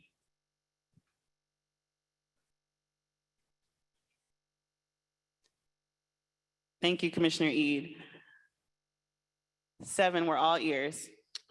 Thank you, commissioners. My name is Joseph Belgowan. I am a lifetime resident of both Clinton and Ingham counties. I currently reside in Lansing on the northeast side of Lansing. Our community has grown over the years, really to encompass, 3 different counties. We're known as the Tri-County region.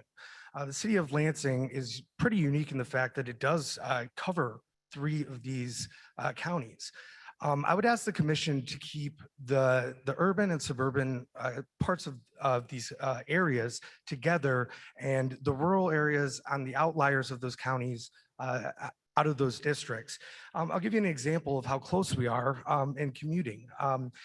I live on the north end side of Lansing. You cross Lake Lansing Road, you're in Clinton County. My daughter, I'm a single father. I go to school, she goes to school in DeWitt. Not that there's anything wrong with Lansing public schools, but that's where she's been going to school since she was in kindergarten. So we have developed a community of interest, not only in the core of Lansing, but also in what some may say the bedroom communities around Lansing as well. So we want to make sure that we keep those together. Here in the state, the maps just don't make sense. And we all know that, right? So we want to make sure that we're drawing fair, competitive maps so that our representatives in Lansing will be actually represented by, people that live in those communities, not, hours away. So I appreciate the task at hand. Commissioners, I don't envy your job. But please consider keeping our urban, suburban areas together and our rural areas separate. Thank you so much. Thank you for taking the time to address the commission. 8. Hello, my name is Sean Kemp. I also come from UAW Local 602. I reside in Holt. I'm originally from Portland and I work in Delta Township, so I am definitely from this area. We have people that come from all over the state, and more specifically, what most of us would consider the greater Lansing area, to work at one of the state's biggest employers, General Motors. We all use the same roads to get to the same place. We all shop at the same local businesses. We are a community and should be represented as such. DeWitt, Bath, Okemos, Grand Ledge, these are all considered by most to be suburbs of Lansing and should be treated as well. At the Lansing Delta Township plant, we are a melting pot of society, and as such, our district should show that diversity. Above all else, I ask that the district should be shaped fairly and justly, and as a community and as a state, I think we're beyond tired of seeing these heavily gerrymandered districts that zig and zag just to keep people in power. Fair and just is really what we ask for. Thank you. Sean, we appreciate you coming and taking the time to address the commission. 9.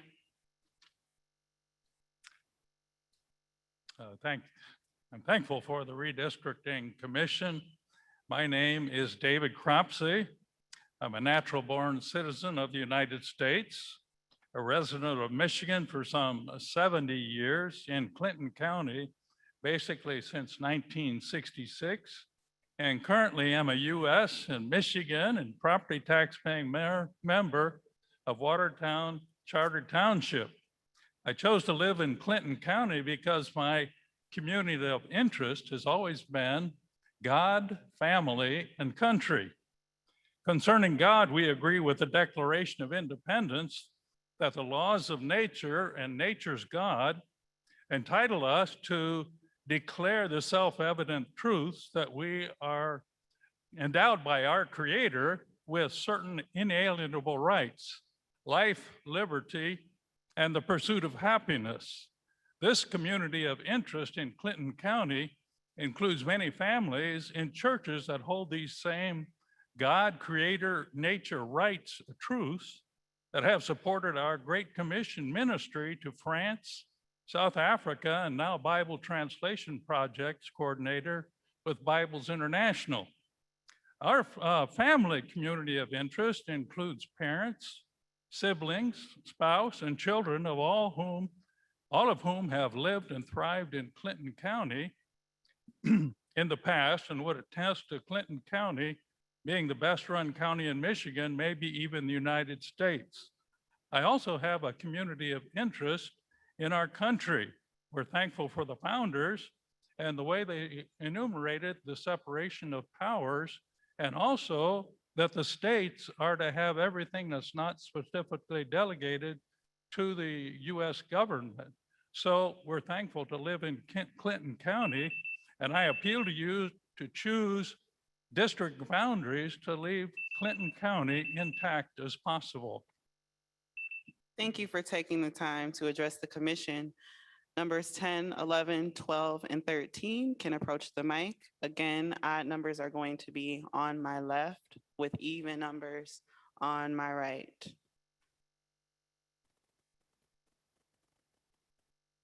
So 11 and 13 here, 10 and 12 here. And 10, when you're ready and at the mic, you can begin to address the commission. If we have a number 10.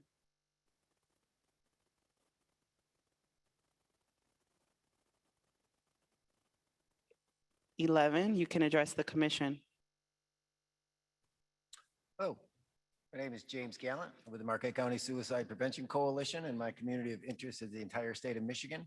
And I am specifically interested in the rules of procedure and the bylaws and the processes that these maps will be drawn on. And like you said, hashtag fair maps, right? Now, I'd like to say and point out to you that the business that you just concluded your business meeting, and the business you did at that meeting, you absolutely, just as I've been pointing out, did not follow the rules. The chair repeatedly assigned the floor without a motion, a second pending. She, hearing no objections, she said she could say something, and then all of a sudden you broke out into debate. And one member talked about how they facilitated the dialogue. This is deliberation under the Constitution. This is not facilitated dialogue. I would expect everybody in the community that you could go to the Michigan Public Health Institute, and they have a training for health departments that's called facilitated dialogue. And that's exactly what you're doing here. And that is not appropriate in this context. And based on, this is my opinion, based on the facts, I just spoke to Mr. Brady, the Chief Civil Counsel for the Department of Secretary of State. And I now know, and I understand better how these systemic defects came into existence. And it is my personal opinion that Mr. Brady is just as confused, if not more, than you commissioners on all of these rules and guidelines. I don't think he has any working knowledge of the actual rules. And he's the one that gave you the cheat sheet for nonprofits instead of the rule book at the first meeting. Mr. Brady is the one that created this whole defect. He instructed you that you had to follow Robert's Rules of Order. And now he's telling me you maybe effectively maybe don't have to do that. Well, I think he's just confused, and I would ask you to please request an Attorney General opinion concerning these issues I brought up and the systemic defects in order to straighten us out. So get the Attorney General to give an opinion. And then all these councils, the Suicide Prevention Commission did the same thing. And so did the Human Trafficking Commission that I attended recently. And this is systemically, this is called institutionalized bullying is what I am calling this. Thank you. 12. Is it okay to take my mask off? Yes, as much as you're I'll comfortable. lose my glasses with it too. Okay, I want to thank you for your service in doing this. It's a difficult task, and I commend you all for taking on the challenge. My name is Kim LaForette. I have a Lansing mailing address. I live in Delta Township, which is in Eaton County, and my school district is Grand Ledge. I've lived here since 1981, and I chose to live here due to its rural feel, but yet suburban setting. Most of my life is spent in Eaton County, shopping, worshiping, enjoying parks and trails, and attending Grand Ledge school sports, events, and functions. I've served in our township government and our school system, And the needs of Eaton County community are much different than those needs of a larger metropolitan area like the city of Lansing. It's for this reason that I would like to see Eaton County included in a rural district, as the needs of a rural population are different than the needs of a city population. Thank you for your consideration. Thank you for addressing the commission. 13.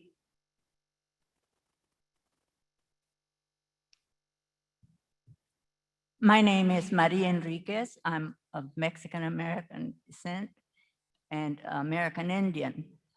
We live all over the state of Michigan and congregate in counties like Wayne and Ingham, Clinton. We're all over the state of Michigan. We do not see a lot of representation on the commission itself. So I want to thank the people that are here today as commissioners, and especially our Lansing person. But I want to make sure that you all understand that our community is growing, and by growing, and we are Democrats. So when you start looking at us, when you start looking at the communities, I hope that you take that into consideration. Many of us cannot speak English, but we are voters, and we will continue to grow and vote for our communities as well as yours. Thank you. Thank you for sharing regarding your community of interest. Numbers 14, 15, 16, 17. 14, 15, 16, 17.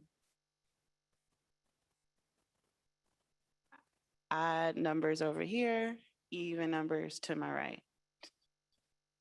Such a teacher.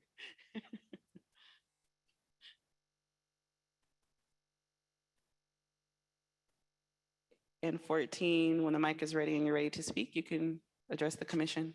Well, thank you very much. You're I welcome. appreciate it. Ladies and gentlemen, commissioners, thank you for being here for Michigan and Michigan citizens. Please, when you are redistricting Michigan, I ask that you keep in mind the rural flavor of outstate Michigan. I grew up on a farm in rural Michigan near Olivet. I know for a fact that farm life is not easy and that the interests of farmers and the families who live in the rural communities of Michigan are far different than the interests of the people who live in cities. Michigan's 7th district is mostly rural. Please keep it that way. Please keep the rural flavor of outstate Michigan in mind while drawing state Senate and House districts. Rural Michigan needs state senators and representatives who represent the interests of the people who live in rural Michigan. Likewise, other areas of the state are urban and have interests that center on urban living that differ from the interests of rural Michigan. Please keep that fact in mind when drawing state Senate and House district. This is not just about we here in this room. It is about the futures of our children, grandchildren, and great-grandchildren. Commissioners, I thank you for listening. And by the way, I forgot to give you my name. I'm Bruce Barland, live in Diamondale, Michigan.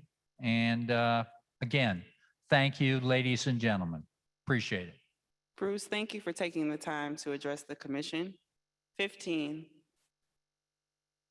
Good afternoon. Thank you for being here and listening to us today.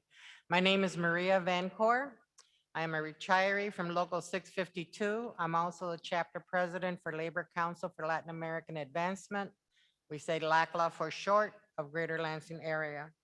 And what I'm here to say is that I would like to tell you that as a person who's been active in the community, we'd like to have all of our Latino families be involved.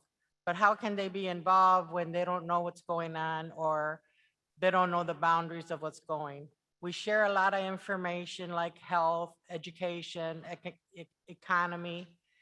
But when we do that, we need to be sure that we're including everybody around this area. We might have important issues here in town. Meanwhile, my district, goes to Livingston and Oakland County, and we don't have nothing over there that reflects us here. So we're neighbors with Eaton County and Clinton County, and there's a lot of people that would like to have that information. So my first thing I'm asking you is to please eliminate the map that you have now that was created by partisan gerrymandering. We want you to start fresh, look at the areas that we work in, look at the areas that people think is more important to their lives. And then that way we can have more people, more families, Latinos, Asians, African Americans, everybody of all nationalities to be involved and be part of there's a big family in this area, Tri-County. Thank you. Thank you so much. 16. Hi, Susan Anderson, and I am here to ask the commission to recognize the already community of interest that Clinton, Eaton, and Ingham counties share. At least 4 services, and there are many, many more, but I'm just going to give you 4 examples. And I'm talking services. I'm not talking about whether somebody is from a farm community or from an urban community. They all use the same Tri-County Community Mental Health Board if their children, if their child has an emotional issue, if their parents are aging and need help. They all use the Tri-County Area Aging Agency. There is a police squad Tri-County. There's a transportation Tri-County group, and many, many more that I won't go through here, but I would like you to take into account that our services are united. And if we were in the same congressional district, it would probably attract more funding. There wouldn't be issues of who do you talk to, who's going to take this up. So I thank you for listening, and thanks. Thank you. 16. Oh, I'm sorry, 17. Thank you, Madam Chairman. My name is Kern Sluchter. I am the supervisor for Windsor Charter Township. Windsor Charter Township is a small community southwest of Lansing and bordering on Lansing's boundary. Our common element or our common interest is the fact that we are a rural community. Population of our township is 6,994 people as of 2018. Now, I'm sure you're going to get a little updated information when you get the 2020 numbers, but this is close enough for this discussion. The city of Lansing's population is 117,159. Eaton County's population is just a little over 110,000. When you look at these numbers, you come to realize that the city has a density of 3,194 people per square mile, where the township's density is 199. We have very, very different interests. We have different requirements for police protection, fire protection, all these other kind of matters. Our millage rate is 3.8 mils to run our government and provide the services that our citizens need. The city of Lansing is 19 mils. So there's a vast difference in our interest. I just implore you to please follow your mandate number 6 and don't cross over county and township lines especially. We need to have representation of people that understand what we need. And by the way, you earlier were talking about school district representation and consideration. I only have 7 school districts that come into my township. Thank you very much for your service. Thank you. 17, 18, 19, and 20.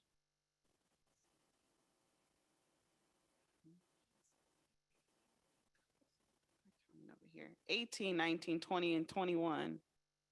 18, 19, 20, and 21.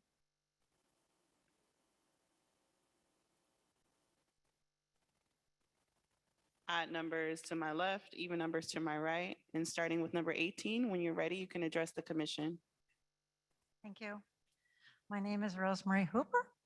I'm a retired school teacher and I live in Owasso, Michigan, and that's in Shiawassee County.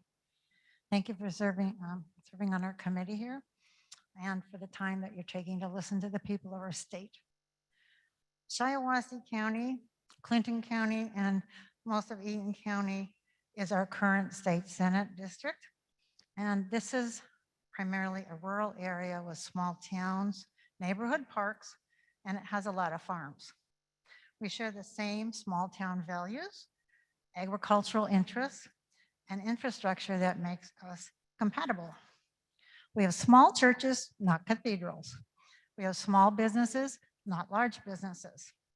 Our children grow up playing together and knowing families in a close way. Our school districts only have a few hundred kids, not thousands. And we get to know each other pretty well throughout our whole lifetime. I would like to personally see this current arrangement continued because this is our community of interest.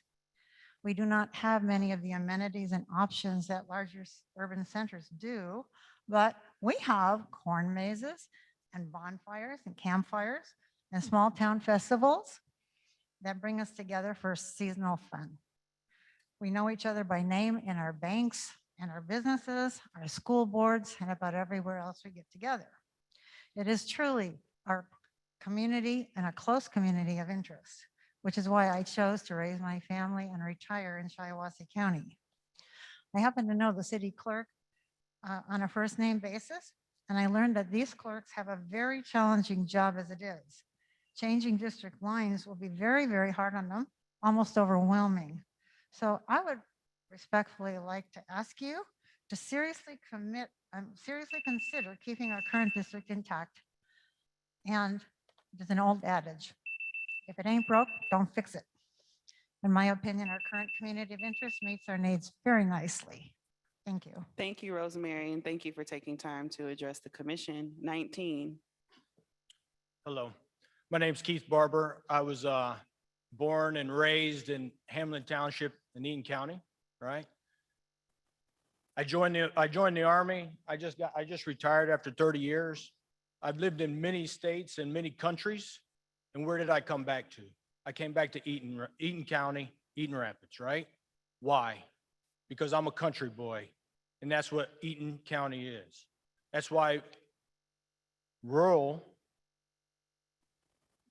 districts need to be represented by rural representatives, okay? What I'd also like to say is that I feel that you should attempt to put districts, the state house districts inside the state senate districts, inside the congressional districts. That way we can have a team. So that way you don't have to go over to somebody else and try to get multiple people working on the same issue. You got your house. If you got 2 house seats in one senate district, just saying, you could work together. Those 3 can work together to get something pushed through to serve that community, right? And then the last thing I like to say, sitting in here and listening to your redistricting criteria, 2 things I didn't see: gerrymandering or to make it fair. So just like 18 said, if it ain't broke, you can't fix it because it's not in your criteria to fix. Thank you for your time. Thank you so much, Keith. 20.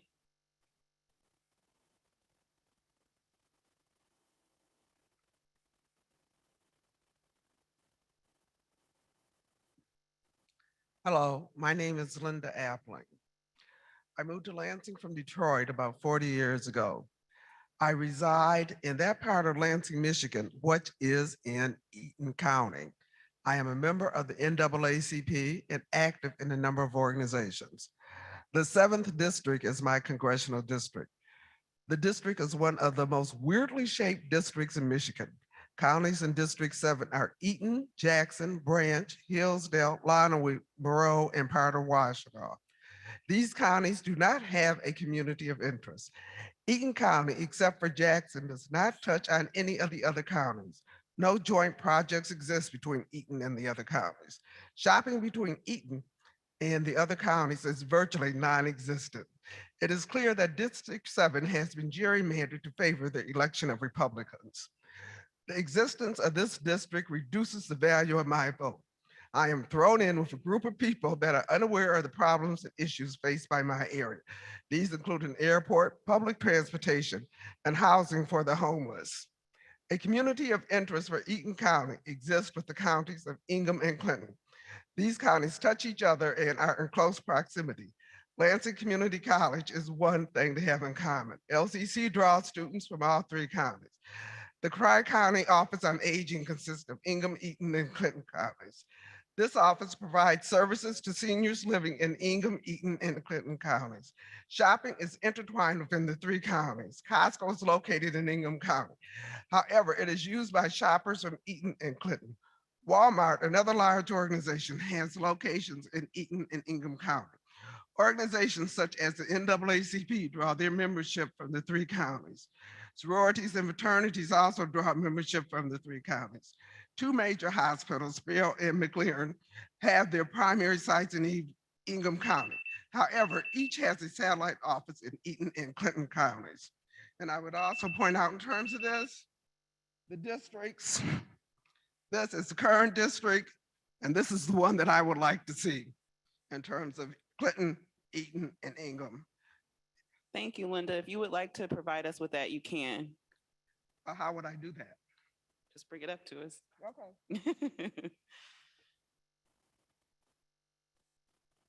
And as a reminder, just as she's doing right now, you are able to do that, all of you, and those listening, those watching, you can go to the public comment tool and share your comments in writing, including any specific area of the map in which you are speaking. The public comment tool, if you need to write it down or if you haven't already heard us say, is at www.michigan.gov/MICRC. I'll repeat it again, www.michigan.gov/MICRC. 21. Greetings, Commissioners. I'm Dale Kopich, President of the Lansing Branch NAACP, and a lifelong Michigan resident. I want to thank you for allowing us the opportunity to give input on this important charge of this body. You should know that the NAACP advocated for the passage of Proposal 2 and its intent to achieve representation of all communities, including communities of color. We want the process to be fair, mirroring the intent of the proposal that the districts are generated from actual demographic data, that the process conforms to the legislative map criteria, and the districts are drawn to prevent a disproportional advantage to any political party. Further expectations include that completed maps account for the state's diverse population and communities of interest. Simply stated, communities of color, various ethnic backgrounds must have an equal ability to elect representation that reflects their interests. Failure to design appropriate districts perpetuates the effects of gerrymandering that includes less competitive races, disfranchises communities of color, diminishes voices of others, all the voters. It also deprives groups of people in neighborhoods from their share of public funding. Funding that supports valuable services with respect to education, healthcare, transportation, small businesses, and prisoner integration. And again, I want to thank you for the opportunity to speak to you and also give you a hearty push for a successful redistricting. Thank you for sharing with us, Dale. 22, 23, 24, and 25. And 22, you can begin when you're ready. Yes, good afternoon. My name is Juan Marinas, and I'm working in the community of interest for the greater Lansing area, predominantly Hispanic organizations. with Leda, Michigan. We are working and putting together our testimony and our maps, and we will submit those via the formal portal that the commission has established.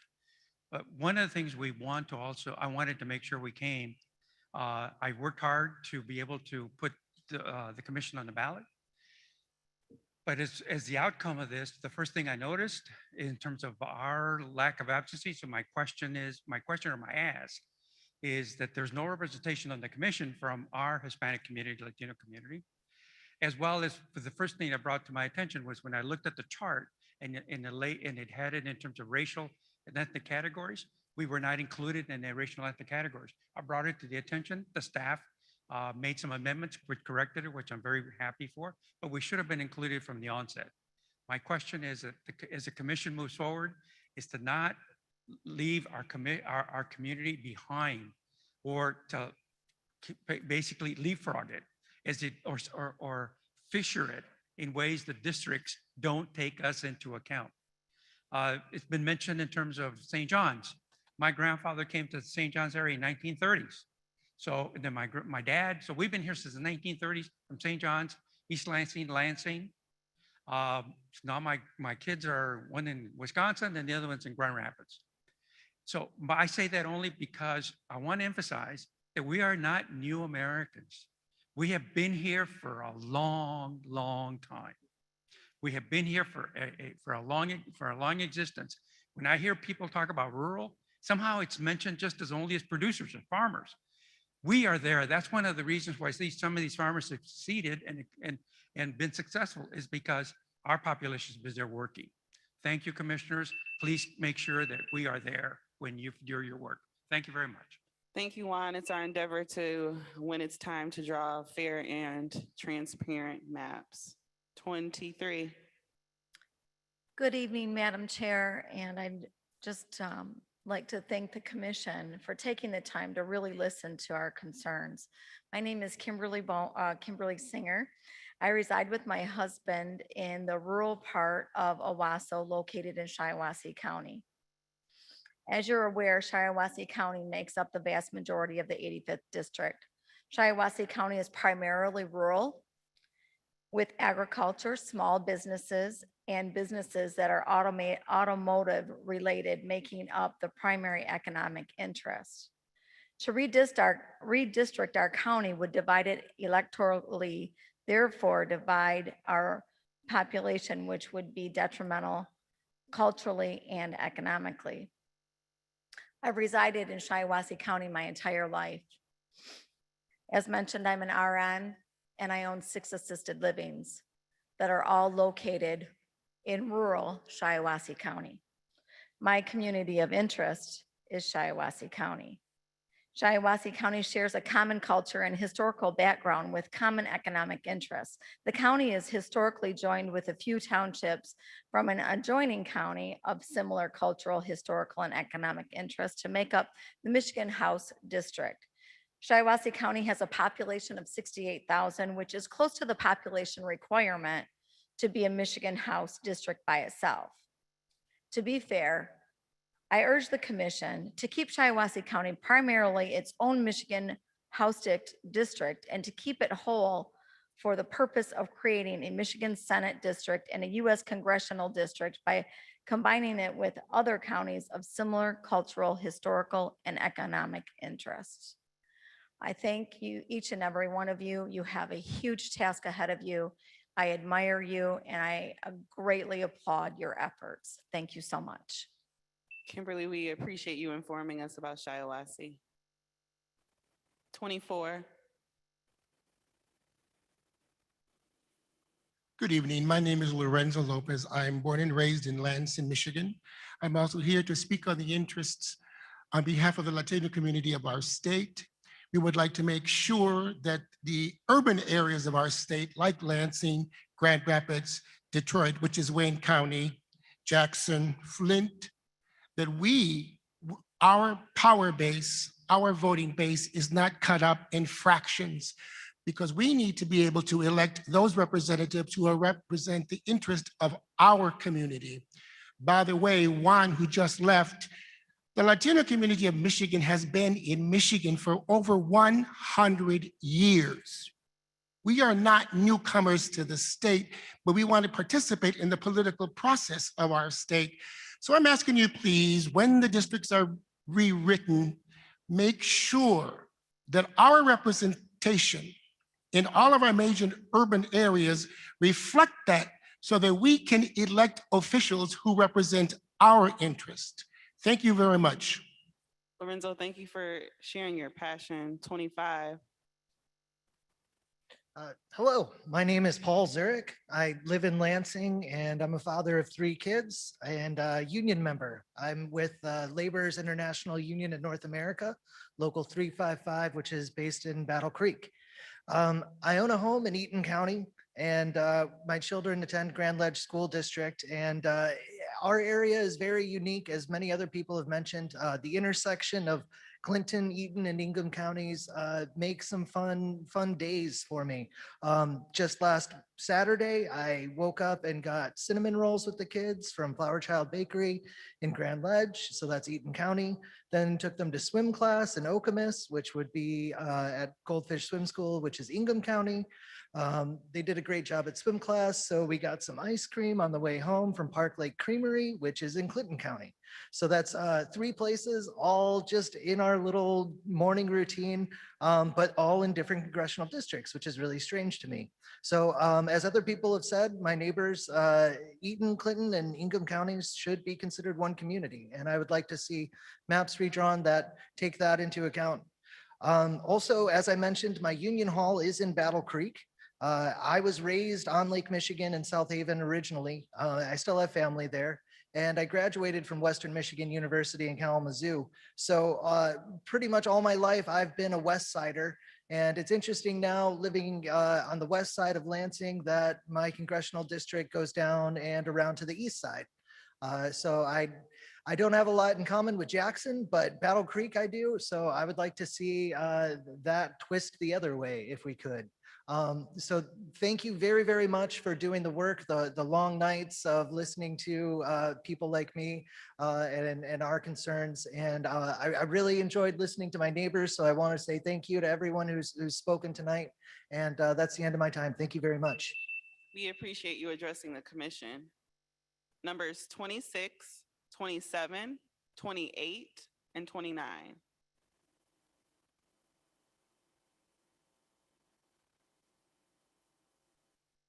(26, 27, 28, and 29. 26, if you're ready, you can begin addressing the commission. Thank you. Good evening. My name is Jeremy Garza. I was born and raised here in this great city of Lansing, Michigan, and still reside here today. I'm before you this evening to participate in the public comment process for the redistricting efforts here in Michigan and ultimately have my voice heard by you, the commission. So thank you for taking the time to hear my voice and the others before you today as well. I live in South Lansing, east of Waverly Road, and it just doesn't make sense to me why I'm in a completely different House and Senate district than somebody that lives in the city of Lansing on the other side of Waverly. That county line is not more important than the community that spans the areas. I'm a 22-year member of the Plumbers and Pipe Fitters Union Local 333, which our jurisdiction spans the Lansing, Jackson, and Battle Creek areas. Our members to the north, the DeWitt area, for instance, and let's be honest, like what does DeWitt have in common with Ithaca? Maybe 10 years ago, they were both more rural communities, but DeWitt is becoming a veteran community of Lansing, and so is our neighbors to the west, Grand Ledge. Grand Ledge has more in common with DeWitt than communities like Bellevue Township or Mulliken, for instance. I live in a safe seat. I, Jeremy Garza, am not asking you, the commission, to draw me into a more competitive seat. I'm asking you to draw me into a state where the control of the legislature is competitive and where the number of seats that a party gets is related to the number of votes they receive. In the last 10 state house elections, Republicans have won the state house 8 times by winning the popular vote only 3 times. If 50% of the time the system does the opposite of what voters are telling it to do, then that's a problem. And I consider that a broken system. I'm asking the commission today to throw out the old gerrymanders and draw fair maps from scratch. Thank you for your time. Thank you, Jeremy, for taking time to address the commission. 27. Good evening. My name is Rosemary DeLuve, and I live in South DeWitt Township, which is in Clinton County. Clinton County is just north of Ingham. I grew up in a dairy farm in South DeWitt Township. When I married, we moved out of the area. My parents and siblings continued to live in the township. This community reflected my values then, and it does today. In our retirement years, my husband and I have moved back. We want Clinton County to remain whole. We are a rural agrarian community. We know the issues of our farmers and their concerns. Clinton County works well together and shares in responsibility. We are stable, not transient. Our spending is frugal and our tax rate is low, and that is reflected in our budget. We renew millages for our fire and police, as well as the blue bus for Clinton County, because the monies are spent wisely and we believe in supporting the efforts of our elected officials. Our district needs to remain square and compact. Our population should remain the same. How will a representative be able to adequately represent us if he has urban as well as a rural area to serve? Will that representative serve one at the cost of the other? And thank you, commissioners, for your work and the time that you have devoted. Thank you, Rosemary, for taking the time to address the commission. 28. Good evening. My name is Janice Hart, and my community of interest is Bath Township, Clinton County, where I've resided for over 15 years.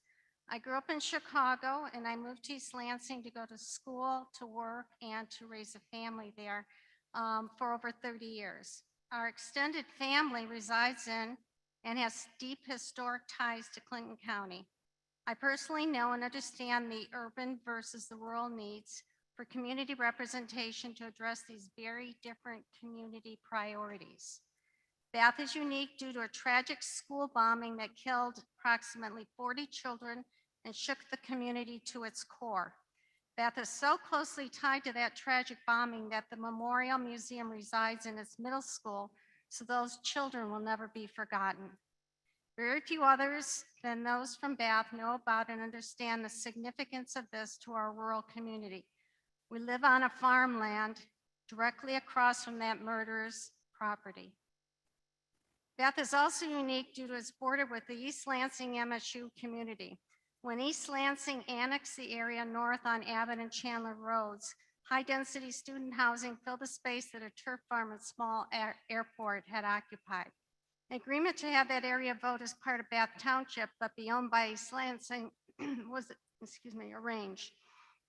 This dramatically and quickly changed the township due to a high population of transient national election voters that are not concerned and involved with rural small town living and its issues. I'm asking that the 4th Congressional District Plan encompasses all of Clinton County and similar communities to preserve its historic ties and the like-minded values and needs versus those of metropolitan areas. These are sound, legitimate reasons to have people in rural and small town communities such as Bath Township, Clinton County be kept together. Thank you for your time and dedication to an honest, well thought out process. Thank you so much. 29. Hi, my name is Bruce Hart, and I live in Bath Township in the southern end of Clinton County, about 15 miles northeast of Lansing. I am a retired university professor and a part-time farmer. The community I am going to talk about is Clinton County. My family has been in Clinton County for over 150 years, and I have people buried all throughout it, including 2 cemeteries in Bath Township. My dad's brother, who was killed in the Bath school bombing, is in one of those. Most of my family have been farmers or part-time farmers while working in one of the automotive factories.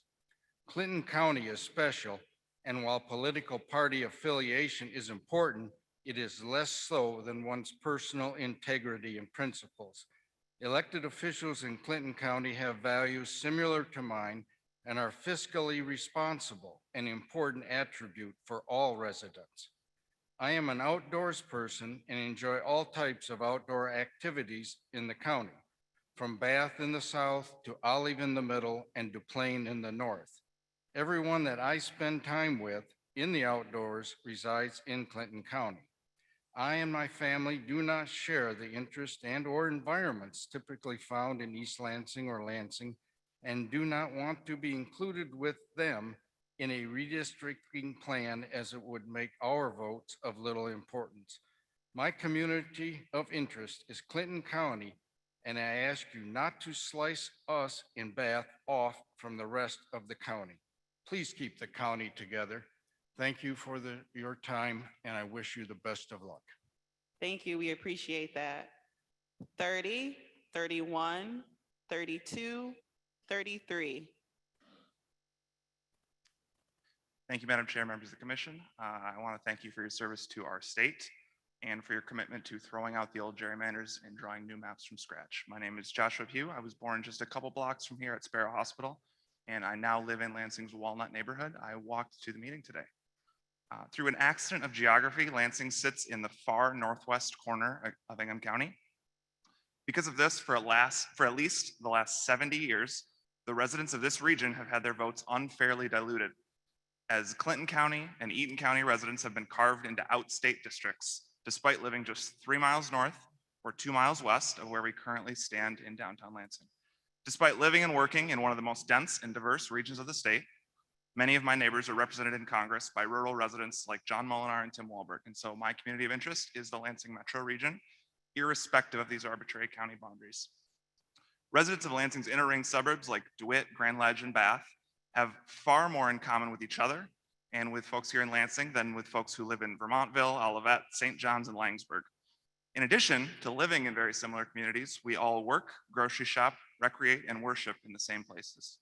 Please keep Lansing and our inner ring suburbs together instead of dividing us along arbitrary county boundaries that dilute our votes. Michigan's county lines regularly changed throughout the 19th century. There's no good nonpartisan reason to use them now to guide our legislative districts in this region when they don't actually reflect the way that we organize ourselves. Thank you. Thank you so much. 31. Good evening, and thank you for this hearing. My name is Tom Emery. I reside in Perry Township in Shiawassee County. Shiawassee County is midway between here and the city of Flint in Genesee County. My 5 children and my 5 stepchildren all grew up in Perry and went to Perry High School. Shiawassee County has a population of, as we've heard tonight, somewhere between 68,000 and 71,000. You'd probably like to get those final figures from the feds sooner than you probably will. But Shiawassee County is a major component of the 85th House District. It is one of 3 counties that makes up the 24th Senatorial District on the state level and is in the 4th District for Congress. It has been historically met the criteria for being a redistricted county. The county has shown competitiveness in the races. Each major party has won over the last few years, has won some elections. And so it's a well districted.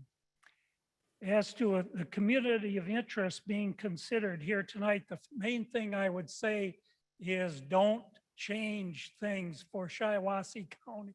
It is considered as a whole in all of the 2 state districts and the congressional districts.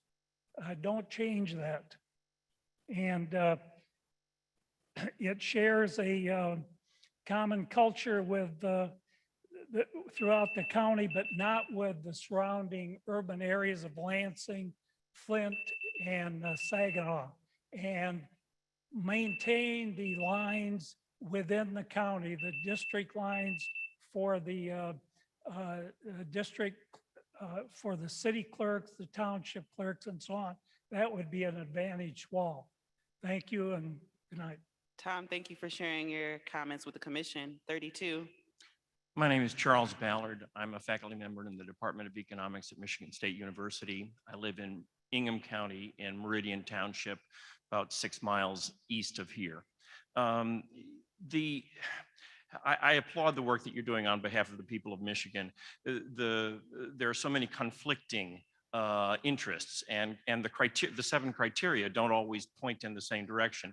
And I want to point out especially that the criteria, the way you apply the criteria will be different for congressional districts, which are bigger than state Senate districts, which in turn are bigger than state representative districts. I want you to produce a set of maps that meet the sniff test, that don't smell bad, that look right. And that means I don't want to see long, skinny districts like the current 8th congressional district, or districts with curly cues and twists and turns like so many of the ones that we see. In terms of my community, well, each of us is a member of a lot of communities. But the way I think of it, I'm a mid-Michigan guy. And so I want to echo several of the speakers that in terms of the congressional district, I want the Tri-County area, Ingham, Eaton, and Clinton, to be a part of the same congressional district. Now, the population of those 3 counties is such that they don't quite make up the entire congressional district. You'd have to have a little bit more. Many of the folks from Clinton County have made clear that they don't want to be in the same district as me. Well, they wouldn't have to in terms of the state Senate or the state House. But for the Congress, I believe that the Tri-County area, where there is so much cooperation between those 3 counties, I would like those to be all part of the same congressional district. Thank you. Thank you, Mr. Ball. 33.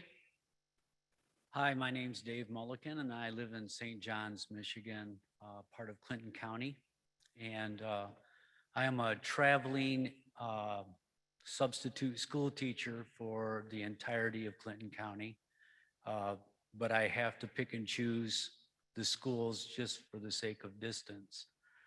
So I am assigned to the St. John's School District right now. And my field of interest is a number of things in Clinton County. And I want to just reiterate again that we are a strong county. We are a debt-free county. We're run very efficiently. And the thing that I enjoy as a traveling school teacher is seeing each school that I work at on the same page. And that can only happen through the Clinton County RESA program that exists in Clinton County. The other thing that I see happening is strong leadership at the county level, along with people caring for each other. We are a very proactive county.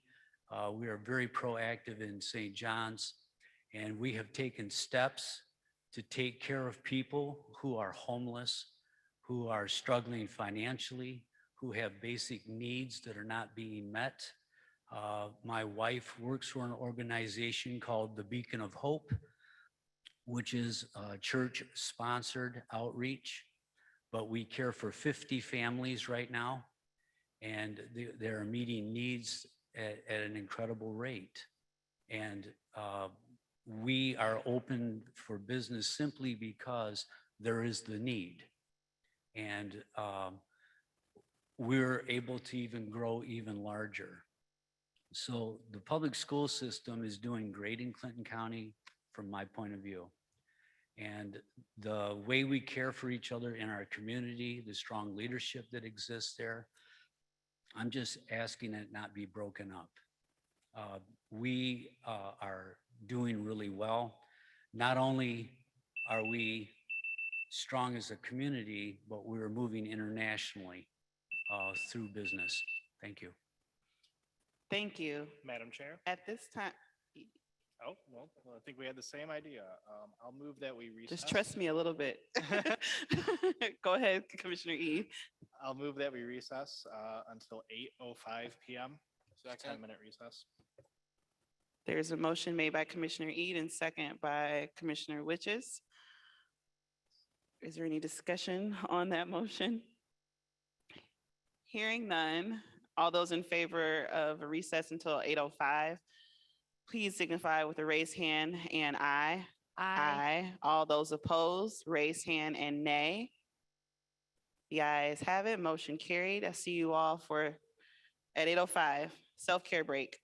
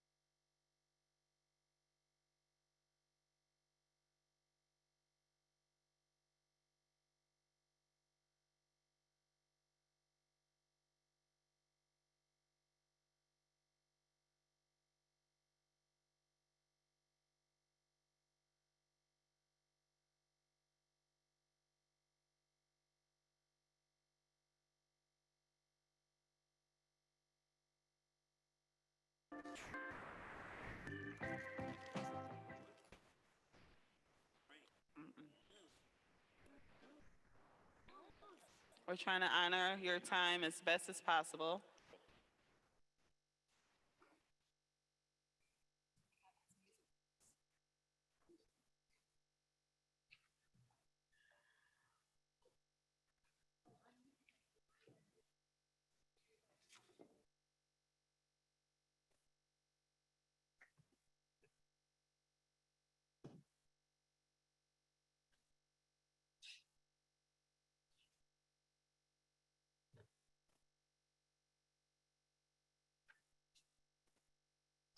I call this meeting of the Michigan Independent Citizens Redistricting Commission back to order at 8:07 p.m. Will the secretary please call the roll?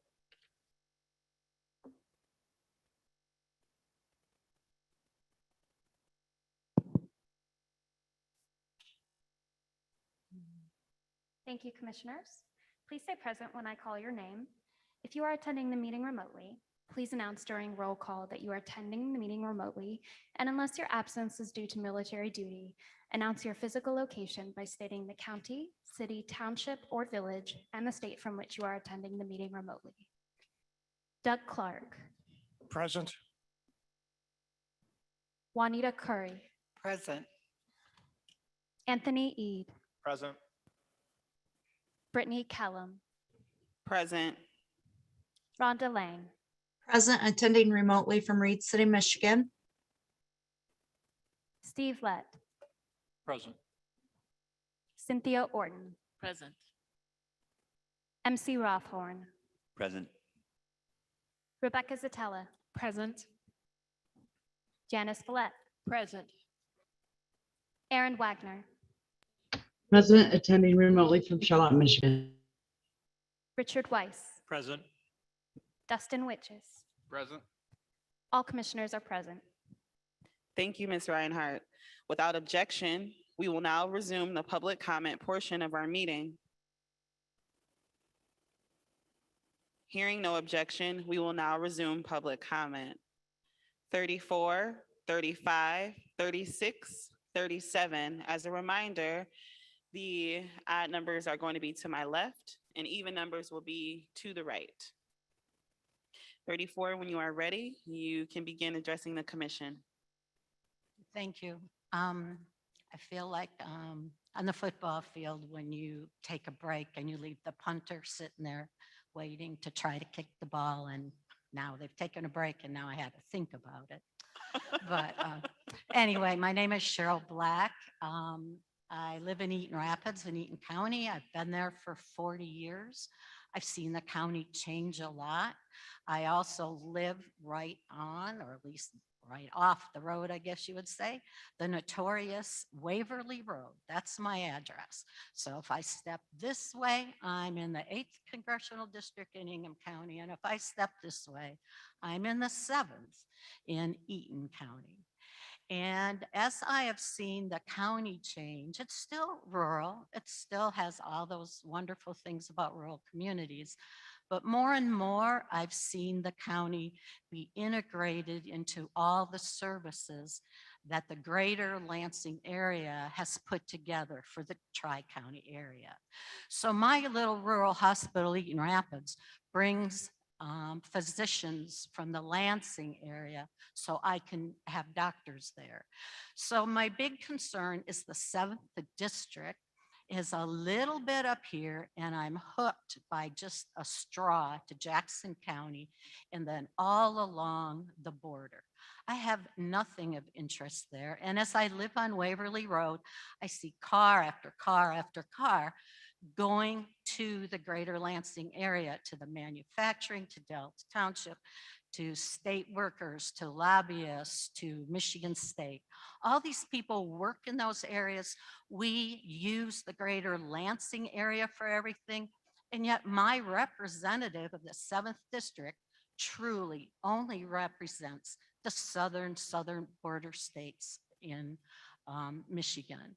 So all I ask is that when you look at the 7th district, If we are going to use the greater Lansing services, all those agencies have worked so hard to provide services for these 3 counties, why can't my congressional representative also be a part of all of those services and know what's going on, instead of sitting down at the border and not have a clue or an interest in what's happening in Eaton County or the 7th District? So thank you very much. I appreciate it. And people are going to be mad at you no matter what you do. So hope you have thick skin. Thank you for addressing the commission. 35. Good evening, commissioners. My name is Rick Ross. I live in Owasso in Shiawassee County. Shiawassee County historically has been kept whole for redistricting purposes for the Michigan House and Senate districts and the U.S. Congressional District, meeting the redistricting criteria of compactness, contiguity, and the Polsby-Popper score requirements. It also should rate a high REOC score, keeping to the area of the smallest possible circle redistricting requirement. Shiawassee County also meets the redistricting criteria of competitiveness, incumbency, packing and cracking, and partisan fairness, as historically the county votes in a way that can result in candidates from either party winning. In the spirit of the communities of interest redistricting criteria, Shiawassee County shares a common culture and historical background with common economic interests. Shiawassee County is primarily a rural community with agriculture, small business, and businesses that are automotive related, making up the primary economic interest. Shiawassee County has a population of approximately 68 to 70,000, which is close to the 77,000, 90 to 99, 91,000 population requirement to be a Michigan House district by itself. The county is historically joined with a few townships from an adjoining county of similar cultural, historical, and economic interest to make up a Michigan House district. To redistrict Shiawassee County in a way that would divide it up electorally would artificially divide a population that would be detrimental. I urge you to keep Shiawassee County as primarily its own Michigan House district and to keep it whole for purposes of creating a Michigan Senate district and the U.S. Congressional District by combining it with other counties of similar cultural, historical, and economic interests. Thank you, commissioners. Thank you for taking time to address the commission. 36.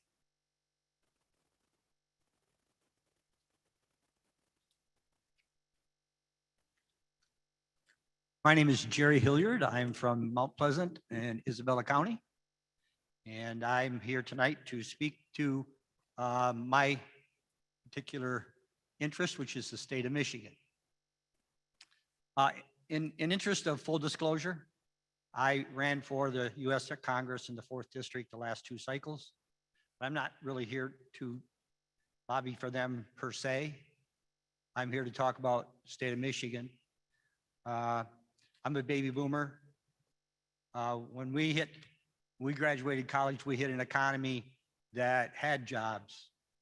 You know, you didn't have to have a PhD to get a good job. And Michigan has gone off the rails, in my opinion, in a lot of ways since, for today's generation when they come out of college. I also teach at 2 Michigan community colleges. I teach economics and business classes. Michigan is hurting, as shows by the fact that we're losing another district again for, the 4th decade in a row, I believe. We've lost districts. We need to start getting back to some of the things we used to have. In the 1970s and 80s, Michigan was known for a lot of good things. We were in the top 10 throughout the 70s, 80s, and into the 90s in wages in the entire nation. Now we're 30th. That's not the right direction. We need consumers to be able to spend money. So, but my main thing that I think we need to do to make this right is have competitive districts. If you don't have any competition, like the 4th district, then you don't really have to work at it. And I think that's been proven by the 4th district over and over again.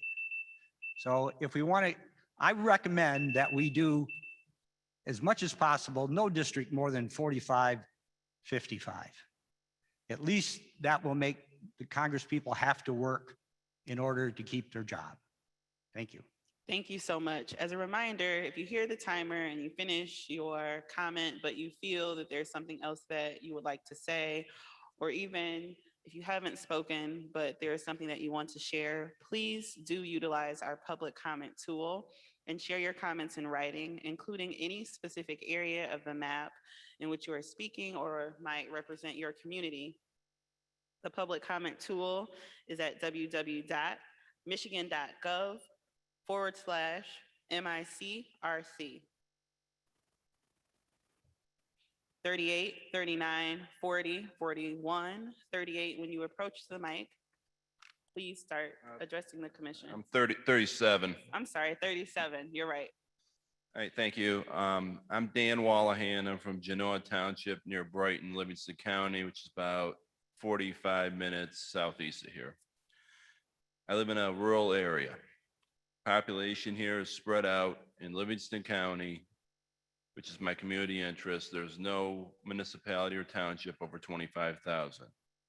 A lot of us hunt, we fish. There's some farmers in our county. And most of us that work outside of county come back home because we like rural atmosphere. We usually, if we go to the other counties, it's for work or it's for going to a sports event before coming home. We request that all you in the commission, please keep our county whole. That is our first state rep.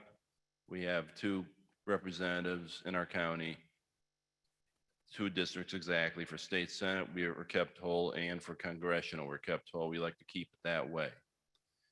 For state senate and congressional districts, we have a little bit less population than a full district there. We would like to be attached to other rural-based communities. We do not wish to be connected to places like Ann Arbor and Washington County. Some of their folks spoke at Jackson meeting, and they don't wish to be connected with Livingston County. We have different values, and I think both our communities there should be respected. I know one person here in Lansing said they didn't want to be represented by Brighton. I agree with them. I think every community needs its own view, own values, and that's why I'd like to see all the values kept together. Thank you.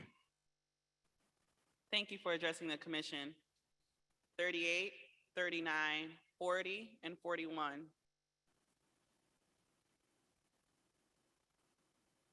38, 39, 40, and 41.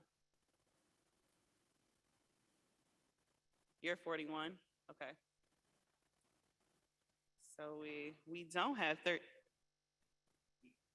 Okay.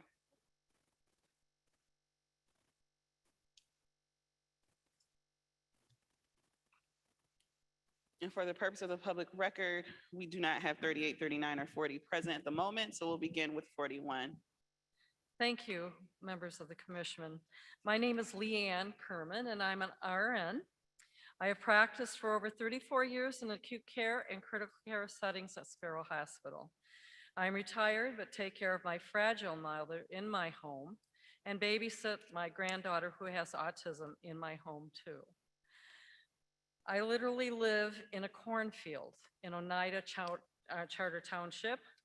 The most basic one of the things I wanted to let you know that the most basic aspect of healthcare is food and nutrition.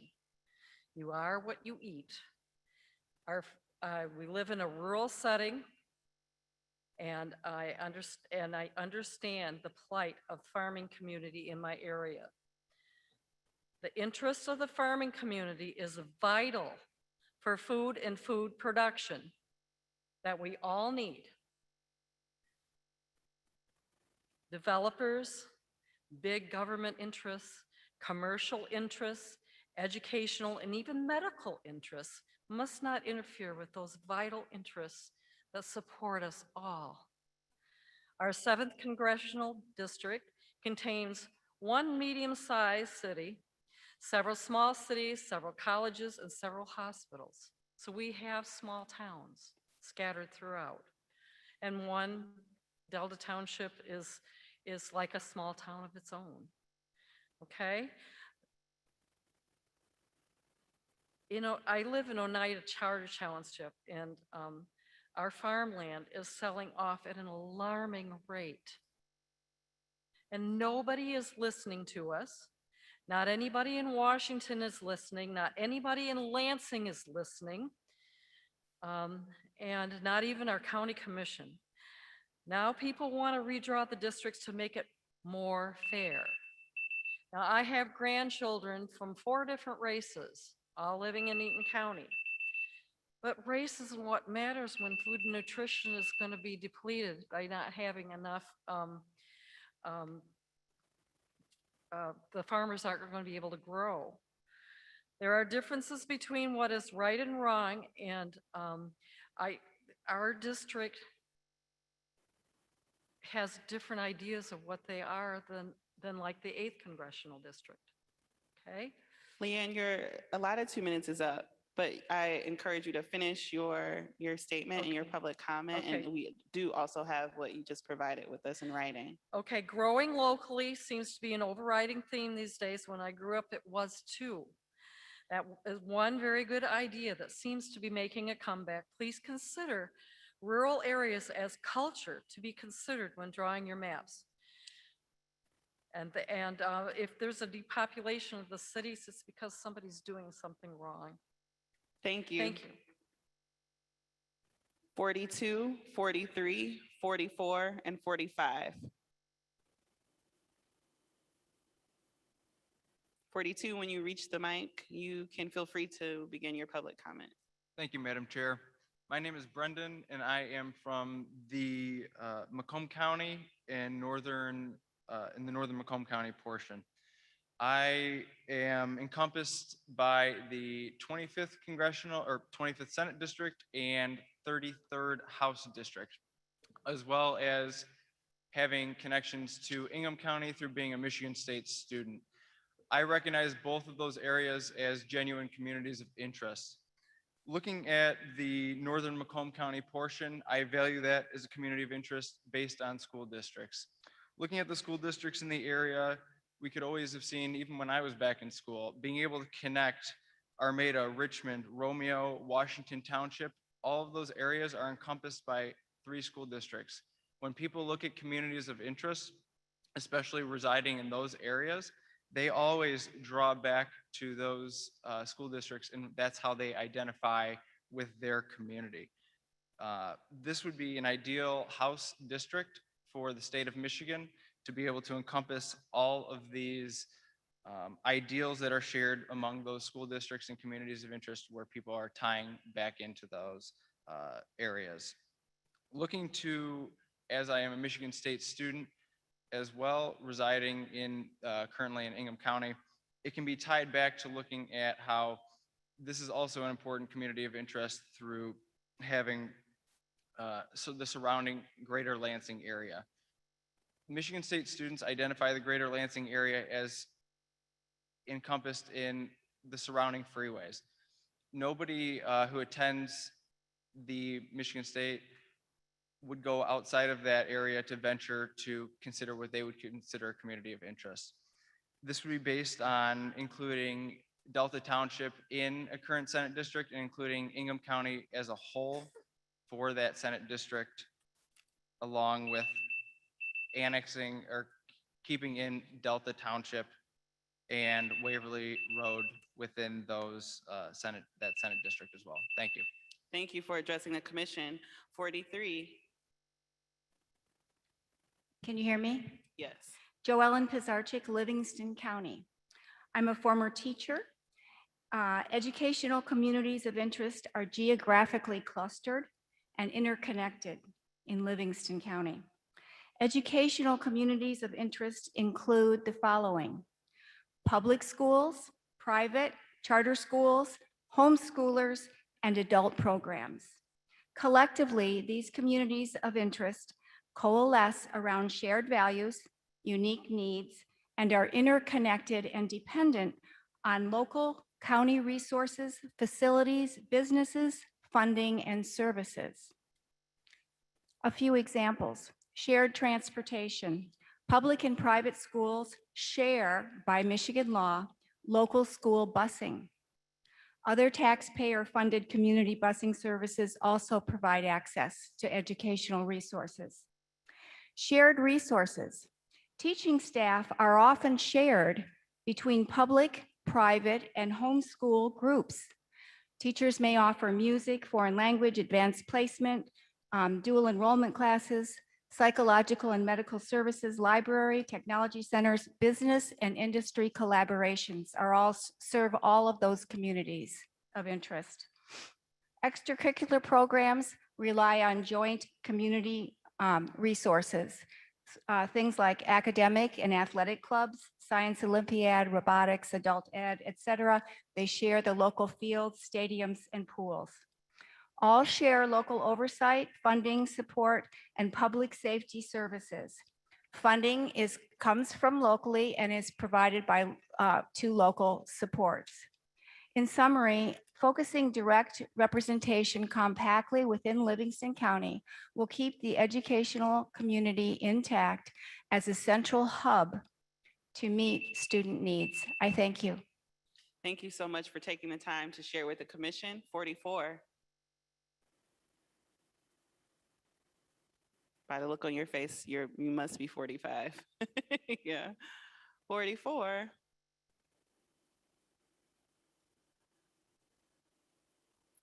Please address the commission. Good evening. Thank you for the opportunity to speak to this committee. My name is Karen Andrews. My address is in DeWitt.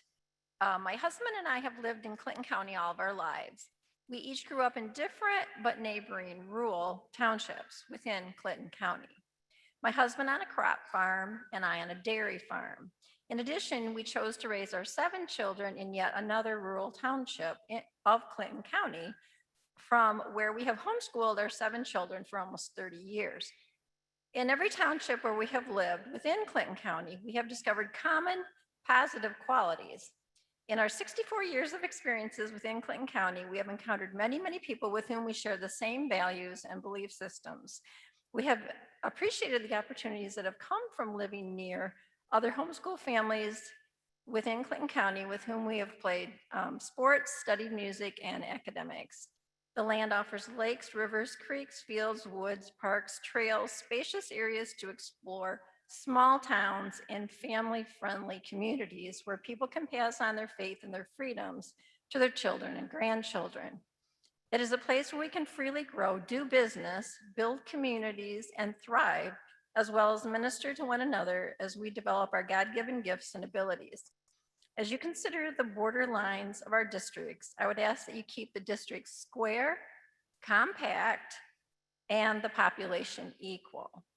Thank you in advance for your consideration in these important matters, and thank you for your service. Carrie, we appreciate your public comment. 46, 47, 48, and 49. 46, 47, 48, 49. Hello, my name is Mark Parker. I'm a Lansing resident, former city worker and organizer in the area. I am so happy to see you folks in Lansing today, and thanks for sticking around and staying awake and listening to us. The main thing I'd like you to take away from the speakers today is do not be shy. These districts are a bit of an embarrassment to Michigan. Like one of the speakers said, start fresh and don't be shy in redrawing these districts. One thing that I'd like you to do, of course, as a Lansing resident, is I'd love you to try to keep the Lansing metro area together as much as possible, that tri-county area that the professor was talking about. Just there's so much there. It's the third largest metro area in the state. And we'd really like to keep that together in your future districting. Thanks for coming out and thanks for everything you're doing. We really appreciate you. So thank you. Thank you so much. 47, please.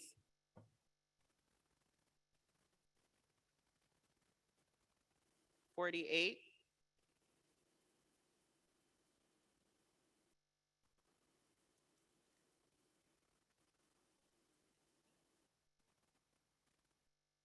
Good evening, Commissioners. Thank you for taking your time to listen to us this evening. I know you have a tough job in front of you and many opinions to listen to and understand. My name is Chris Stewart. I have my residency in Grand Ledge while my parents still own my childhood home in Bath. I've been a part of the Lansing regional community most of my life. My family has been a part of the Grand Ledge community for close to 110 years.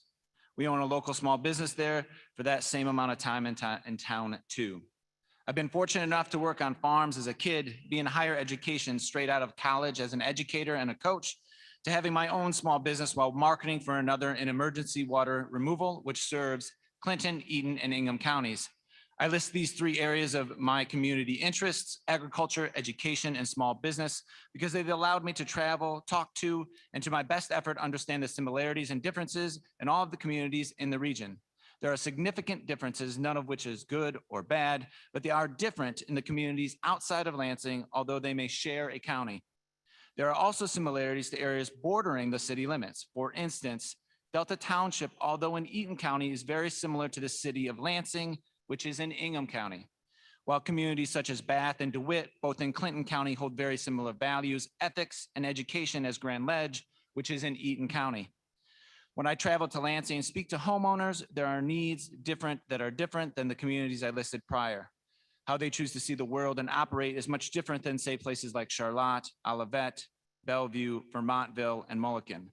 Places like Delta Township in Eaton County, however, do hold much closer values and far more similarities with their neighbors in Lansing. I provide this information because although they are different, some more rural than the other, each of those communities deserves the proper fit and ultimately the best representation and governance at all levels. Bath, DeWitt, and Grand Ledge may choose to raise their children differently than Delta Township and Lansing, and you know what? That's okay. In my experience, all of those communities are filled with exceptional people, all of which have provided me joy, and all three of the communities I've chosen to work. Thank you so much for your time. I appreciate all the work and wish you the very best. Thank you. We appreciate you, Mr. Stewart. Thank you for coming out and sharing with us. 49. Good evening, and thank you very much for serving, taking your time on your valuable time to serve on this commission. And thank you for the opportunity to speak tonight. My name is Deirdre Thompson, and I'm a resident of DeWitt Township in Clinton County, like many people you've heard from already tonight. I actually grew up in southeast Michigan near Detroit. And I always thought that I wanted to live in a big urban community like Chicago or Boston, DC, something like that.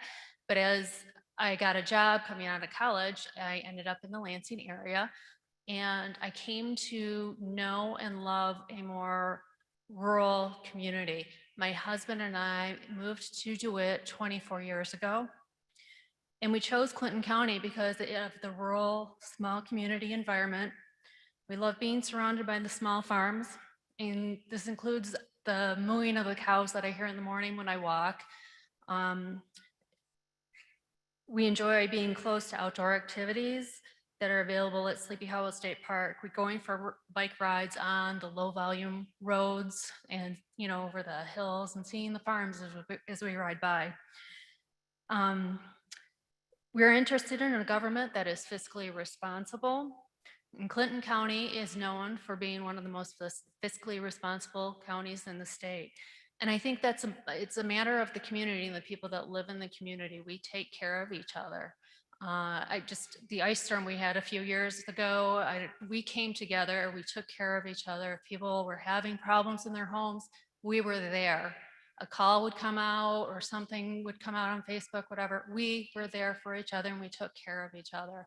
And that's the strength of our communities. And I want to just emphasize the importance of the Clinton County staying together and DeWitt not being taken away from the rest of Clinton County. It's important for our family to maintain representation that understands our smaller community, the farmers and the small business owners. Extending the line south towards Lansing could affect this representation, and that would not best serve the smaller communities of Clinton County. Thank you again. Thank you, Deirdre. We appreciate you. 50, 51, 52, 53.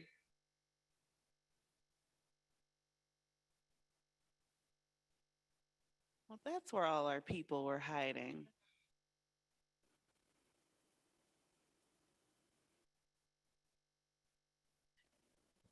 No, adjust the mic before you speak. I want you to get it. Okay. Yep. Hello, my name is Rosemary Felposh.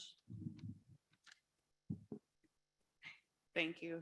I've lived in Fowler, Clinton County for 70 years now. My parents and grandparents were born here. Both my grandparents have been farmers. My husband and I have been farming for 55 years.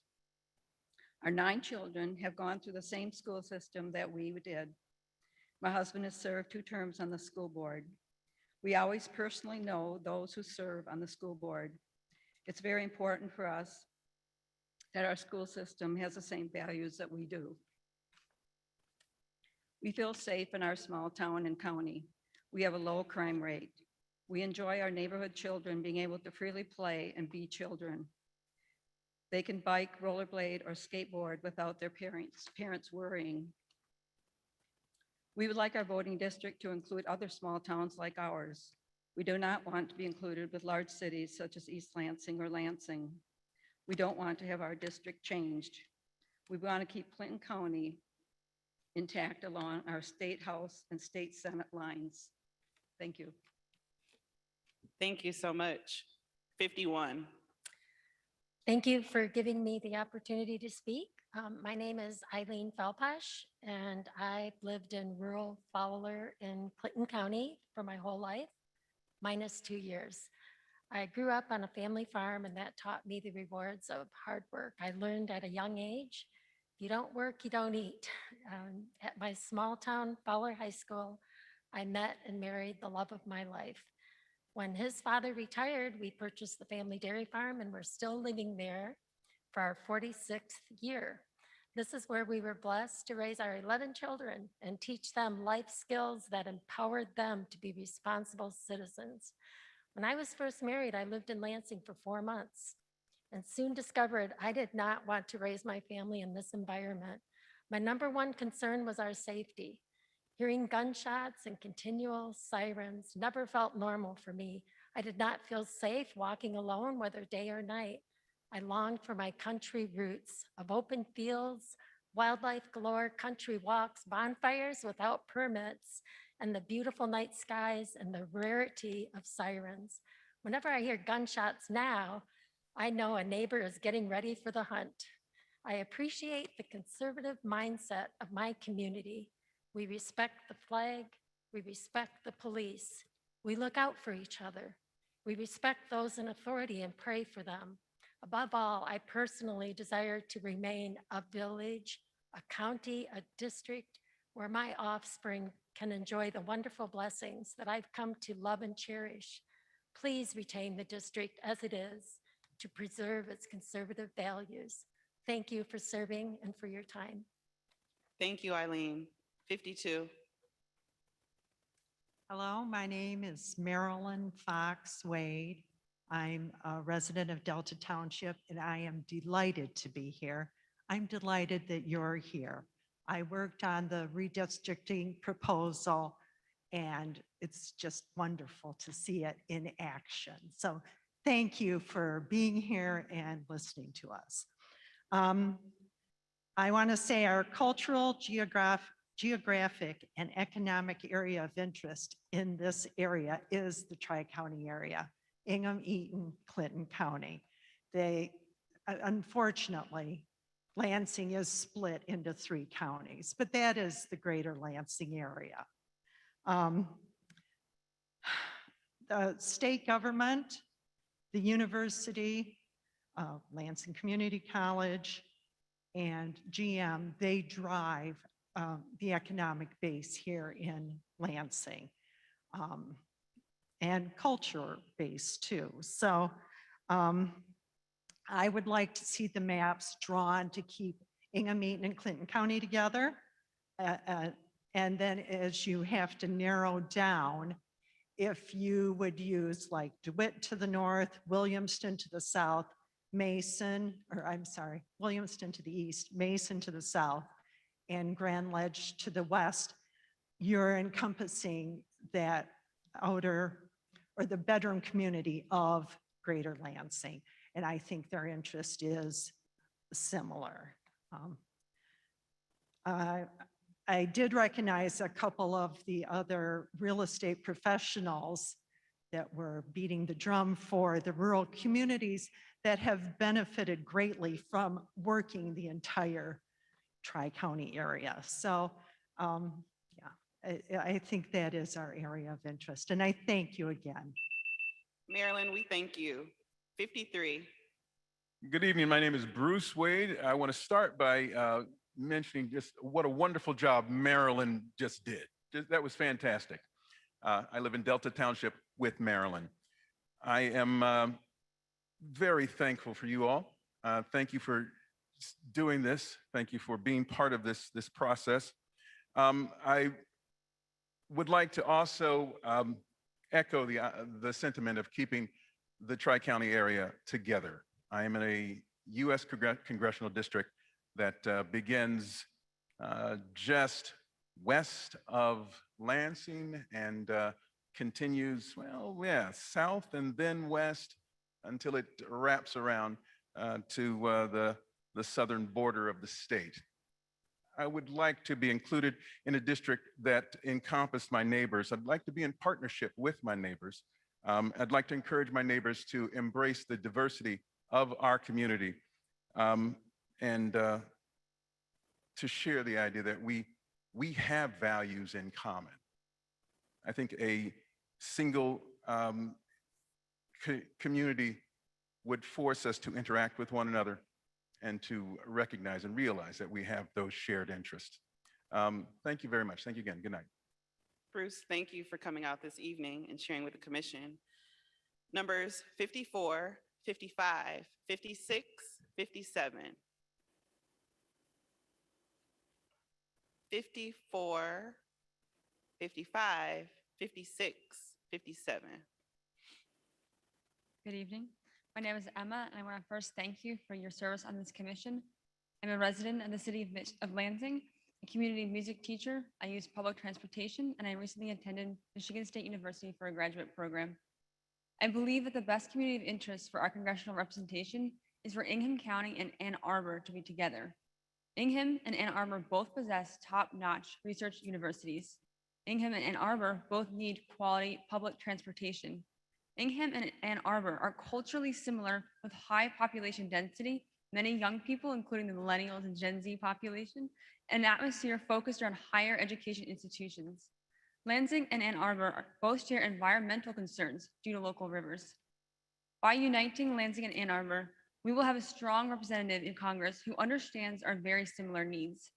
Thank you again for your service, and I hope you join Lansing, East Lansing, Ann Arbor, and Ypsilanti. And I'm submitting a map showing how easily and contiguously these communities join together. Thank you. Emma, thank you for your information and your warm sentiments. We appreciate that. 55.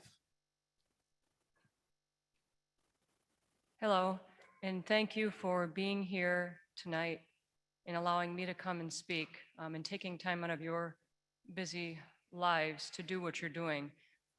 This is all new to me, and as I'm learning about this redistricting, it occurs to me how important it is. So thank you for what you're doing. My name is Lynn Alberson, and I live in Howell Township in Livingston County. I come to you tonight because I wanted to talk to you about my communities of interest. I am a small business owner in our community, but I come to you because I wanted to talk to you about communities of interest with regard to the equestrian community. Not sure how many of you have horses in your backyard, but in Howell Township, most of us do. So I represent the equestrian community from a few different areas. So a lot of small farms in our area. We not only have a lot of recreational farms, small farms in our area, however, we also have horse shelters in Livingston County, one of the largest in Michigan that is always at full capacity. We also have a domestic abuse center that is the only one in Michigan that will accept horses for people that are in need. We have a very large community of equestrian teams and 4-H clubs that are all centered around the equestrian community. And that's very important to us, which is in a rural setting, that's important. So I would like you to consider keeping our Livingston County intact and our communities and municipalities intact as best as you can. And I know you have a very big job ahead of you, but thank you for letting me come out. Thank you so much, Lynn. 56. Good evening, Madam Chair, distinguished members of the commission and staff. My name is John Greenslip. I've heard, or excuse me, I have a new hip, so I'm a little wobbly. I apologize for that. Do you need to sit and lower the mic? Well, I'll be okay, I think, in 2 minutes, if you'll bear with me. Okay. But thank you. Let's start the, okay. I live in the famous Delta Township. You Wait, heard wait, so. wait, wait, wait. I want to start the time over for you. Thank you. You can now Thank you, Madam continue. Chair. You're very generous. I live in the famous Delta Township. You've heard a lot about that. I have 3 congressional districts within 2 minutes of my home, which makes absolutely no sense. I'm a former applicant for this commission, along with many tens of thousands. I'm willing to serve in any capacity. I've lived here 48 years. The last, since retirement, I was a department head in Eaton County. We're not as rural as the image has been painted. The highways are cluttered every morning at 8 and at 5 o'clock. The economic base is really our center. My pitch to you tonight is to look eastward.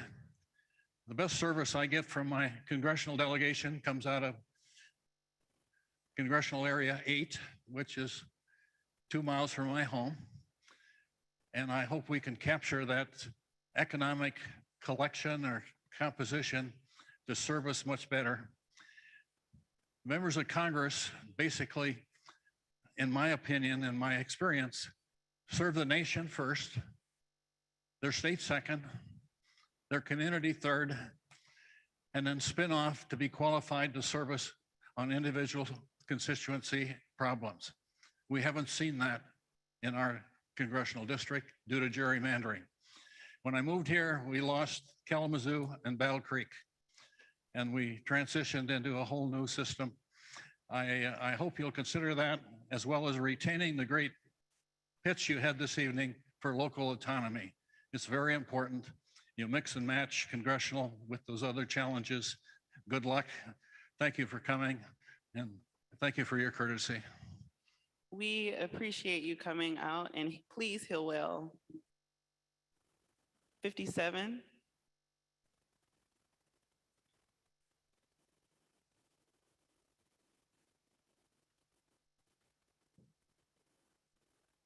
If there's no 57, I would like to call numbers 58, 59, 60, and 61.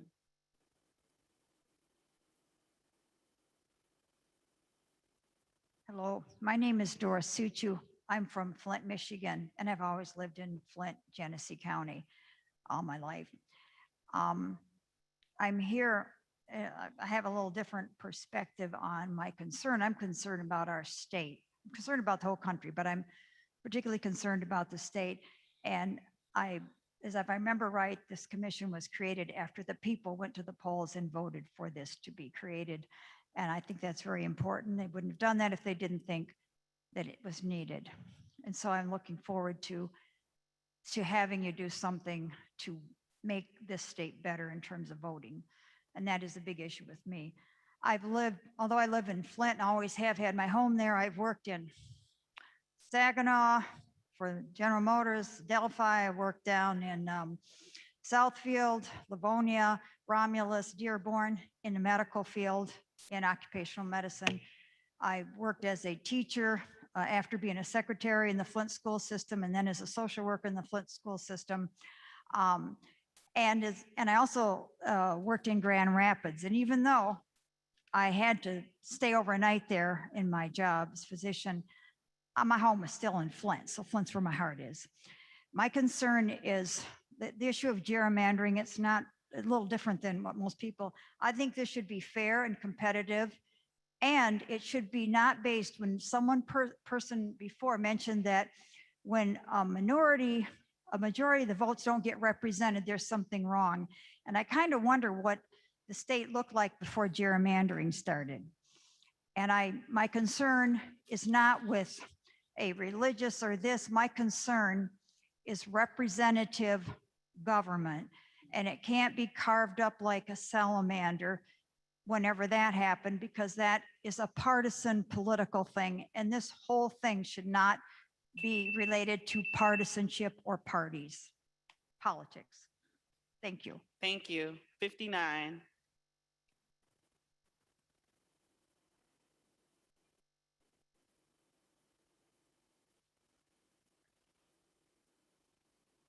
So 59, you were 59. You have 60, okay. I just want to say I was really happy to learn that this commission was going to come about because it gave me some hope that things would change to be more fair and that Michigan would be better represented. My name is Linda Suchu, and I'm a psychiatric clinical nurse specialist.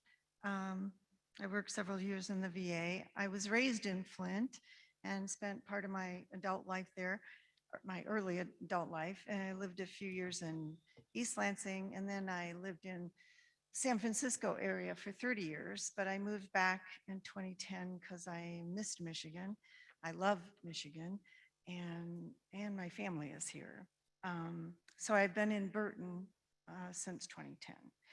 So I am concerned about my area, but I'm concerned about the whole state, and the big concern is about what gerrymandering has done, basically to give higher representation and power to a minority in order to rule and make decisions for a majority. That seems to be how it's been going. And I just urge you to end this gerrymandering and make dividing districts more equitable and fair, and in a way that truly reflects the voters, so that electoral votes do not overrule popular votes. Thank you. Thank you so much for sharing with the commission. 61. Hello. There you go. Hi, are you Hello. 61? I am 61. My Okay. name is Chris Hart. I am from Oneida Charter Township. I was elected this past November to serve as trustee, and I've been doing my best to serve the best interests of my constituents. And it needs to be pointed out that township lines are firm and won't be affected by this commission. And so whatever your judgment is in drawing the maps doesn't affect my office. However, I am responsible for representing the interests of my people. That actually sounds kind of weird. My constituents. And as far as the community goes, it's very much almost completely rural, just edging Grand Ledge, and we're abutting Delta Township. And it would be a disservice to the people in my district, in my township, to have split representation between two different representatives in the Michigan House of Representatives and the US House of Representatives. And especially because we are very culturally dissimilar from, say, Lansing or Delta Township. And this is the claim to, well, keep my community whole. And Frankly, I grew up on a farm. I still live on a farm. And it would be just strange to connect us with a more Lansing-leaning political grouping. Thank you for your time. Thank you so much for sharing with us this evening. 62. Good evening, Commissioners and Madam Chair. Thank you so much for your service. My name is Linda Marquardt. I've lived in Delta Township in Eaton County for 64 years. My communities of interest are Delta Township and farming. Delta continues to be home to 4 generations of my family who operate a farm located just north of I-496 and Kreitz Road, a farm that my great-grandparents established in 1912. They moved from Greytown, Ohio, arriving by train to the East Michigan Avenue Railroad Depot with their farm gear, Holstein cows, and household goods. Aided by neighboring farmers who brought their horse teams and wagons, they drove their cattle to the 74-acre farm located just 4.5 miles west of the state capitol. I share this wonderful story of complete strangers who came together to help a new family get settled because the same spirit of helping each other in times of need remains a core value in Eaton County.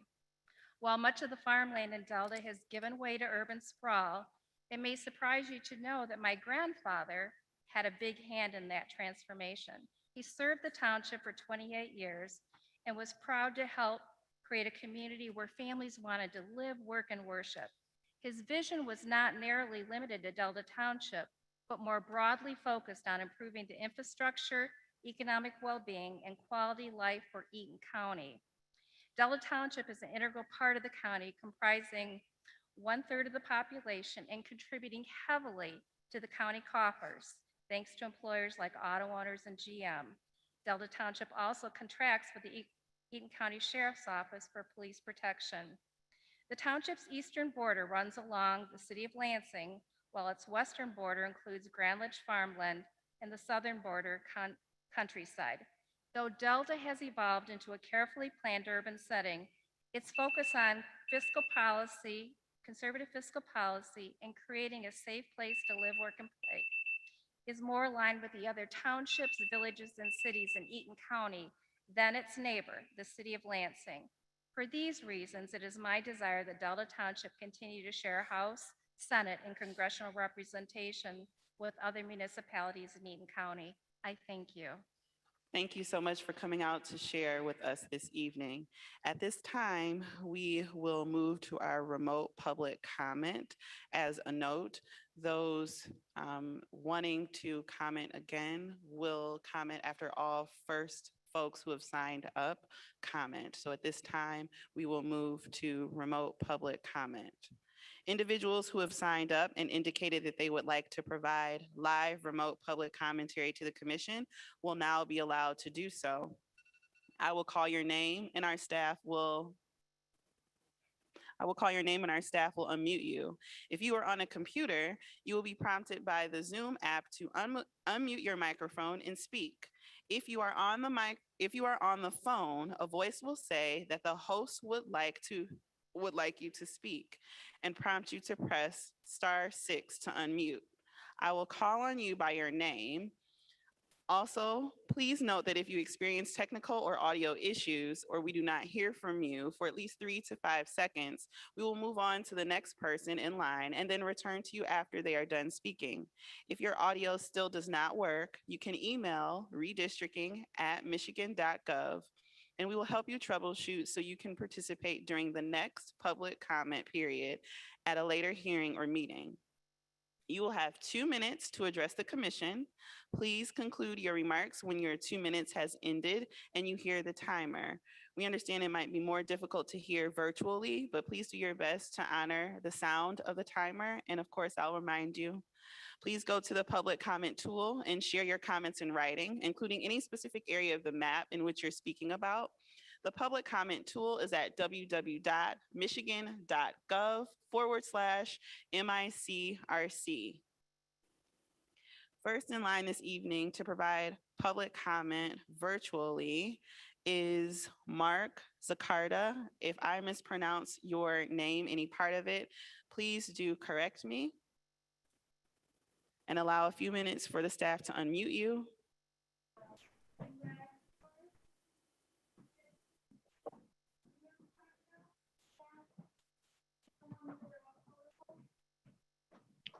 Hi, if you can hear me.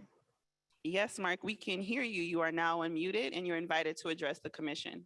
Yeah, hi, thanks. My name is Mark Zacard. I'm a farmer in Owasso in Shiawassee County. Thanks for doing this important and difficult job. And I think that your intent's a good one to make some more fairness in our redistricting product, in redistricting and to promote unity in all our communities. And I think we should all be working to bring this country together and to heal the wounds that have been deepening, seems like, over the past several decades. You'll hear a lot of folks with the talking point to keep rural communities separate from urban and suburban and don't change the maps.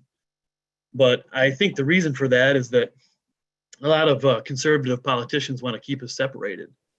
If they can drive wedges between us and between Americans in urban and rural areas like where I live, keeps them able to wield their political power. And they can do that even when their vote tallies are in the minority statewide. I think districts should be drawn to be competitive. And I think that's what you guys are working on. Probably can tell my partisan leanings, but I don't seek advantages for Democrats. I seek fairness. And I want to see competitive elections that result in politicians who are accountable to their constituency and not just DC party bosses, and then who in turn are indebted to the money donor class. I heard a speaker earlier I thought made a really good point that, you know, the congressional district's a lot different from the state house, from the state senate. You know, the state house, a lot of these rural districts should stay intact, and they probably will stay that way. There's just not that many people in each one. Now, of course, the state senate's quite a bit different, and I think especially the US House districts have been severely gerrymandered by the GOP, and it's been damaging to our democracy, and I think a lot of those should be adjusted. And my district is a good case in point. The 4th district, I actually used to live in Saginaw, and a low-income area in Saginaw City, and the partisan map makers in 2011, they cleaved off part of Saginaw Township, and people who lived just blocks from me were pushed into the 4th district to ensure a wealthy GOP district. And I hope that we see a lot fairer maps and more competitive races going forward. Thank you. Thank you so much, Mark. Our next virtual public comment is Daniel Siegelman. Again, if I mispronounce any part of your name, please do correct me. If there are pronouns that you prefer to be identified by, please also let us know. Allow a few moments for the staff to unmute you. Thank you. I'm afraid I'll have to turn my head a little to read from the big screen. I have vision appropriate to my age. I thank you for taking on this important task, and I'll be quick. I understand that one of the charges to this commission is to respect communities of interest, but I assert that does not mean that each district must be homogeneous. In fact, it would be impossible to design the map for every district to be homogeneous, for every district to have equal population, and to have compact boundaries. So that means we have to acknowledge that many districts are going to be mixed, and that's not bad. Sharing a district with people who are different from ourselves does not threaten our ways of life. And your charge is to make all of this happen in a way that recognizes and respects the coherence of each community, and more power to you. It's not easy, understand that. And this brings me to the issue of electorally safe districts. As said by previous speakers, electorally safe districts are bad. They encourage extremism, they undermine democracy. But I'm going to assert that if there are any safe districts, then because this state is roughly evenly split between Democrats and Republicans, well, I ask you to endeavor to have no more safe districts for one party than for another. And thank you. Thank you so much, Daniel. We appreciate you sharing your public comment with us today. Our third virtual public comment has dropped off and they're no longer present. So we'll move on to Douglas Helzerman. Again, if I mispronounce any part of your name, please do correct me. And if there are any pronouns that would be useful for us to know to better identify you, please also let us know. Can you hear me? Yes, we Can can you hear hear me you. now? You are All right. now on mute. I'm Doug Helserman. Do I need to turn my camera on? You don't have to. Okay, because I can't see my picture. Okay, start my video. Okay, there we go. Okay, my name is Doug Helserman. I'm a county commissioner here in Livingston County. And as the other people from Livingston County said, keep Livingston whole. We apparently have, we live in redistricting heaven. We don't always, yeah, our congressional district is now Democrat, so we don't always get what we want. Anyways, we will know if you do your job well. The public will judge you by two standards. First of all, will your map look like any other map drawn by politicians, that it will look like it's gerrymandered? Federal law kind of demands that you do some gerrymandering. The other thing is how many units of government and precincts you divide, making it difficult for people to vote. If you do that, it's going to be not viewed favorably. Historical Supreme Court decision saying all political divisions must be made by population. If we take this declares our constitutional system of 2 senators per state to be unconstitutional, because that is not by population. And having 2 senators has been part of the reason we've had long-term peace and unity in our country, in the system that with both being by both houses statewide being by population will not give our state that same protection.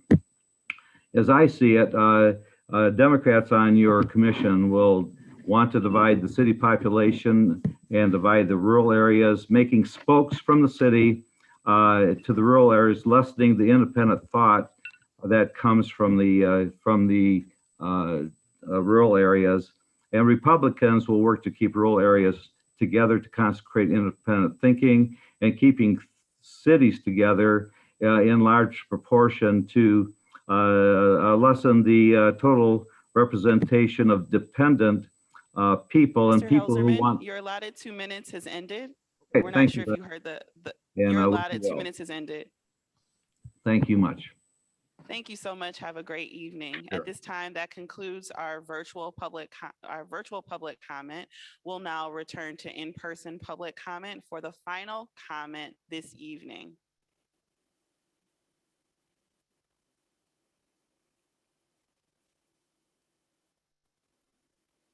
You can approach the mic and address the commission. Thank you. My name is James Gallant, Marquette County Suicide Prevention Coalition, and my community of interest is the entire state of Michigan, and my concerns are the bylaws, rules, procedures, and the decision-making processes of this commission. This is my understanding of the processes that have transpired, and this is my personal opinion based on the facts. The constitutional amendment approved by the voters created this deliberative assembly, and the chief civil counsel, Mr. Brady, stated in your orientation materials, it's in a transcript, that you must follow Robert's Rules of Order. And I believe that the Secretary of State, Benson, directed her staff, including Mr. Brady, to assemble an ad hoc committee, including University of Michigan, Michigan State University, and the Princeton Gerrymandering Project, to provide recommendations for an initial structure for the commission. And Mr. Brady chose not to use the instruction manual. This is an instruction manual of how to create a deliberative assembly in America. The Constitution said do it, and he chose not to do this. It's step by step, starting on page 1. Okay, now, he didn't use that, and his recommendations that were brought and were approved verbatim it was approved verbatim, their recommendations, did not provide a copy of the rule book. It provided you with a nonprofit Robert's Rules of Order cheat sheet to go by. And he even said the 700-page book, he quoted that. Now, I believe that that ad hoc committee was subject to the Open Meetings Act based on the Schmedeke v. School Board case law, where the advisory group recommendations were approved as presented. So the meeting that was a closed session meeting was supposed to be open. It was determined in court. It was supposed to be open meeting because they made the deliberation and the school board did not at the open meeting, and they did it in closed session. And I believe this is what happened here. Now, my question to you is, where did the recommendations for the rules of procedure that you have now come from? You hired an attorney. You did not even request her by vote to create draft bylaws, and she just kind of came up with them. So who authored them? They were very eloquent. And I believe that she reassembled that ad hoc committee and got with the experts and said, oh, okay, we're going to put this together. And then they did it again. They did that in closed session.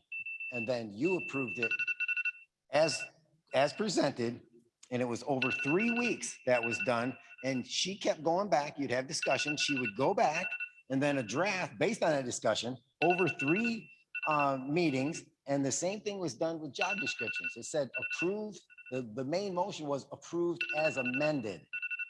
That's completely out of order. And Your I would allotted 2 ask minutes you has ended. to please consider my request for a special meeting concerning the bylaws to amend and to review this and to get a certified parliamentarian. Hire a certified parliamentarian that knows what they're talking about. Your allotted 2 minutes has ended. These lawyers are very confused, and I would please ask you to contact your personal attorneys too, because you don't have to.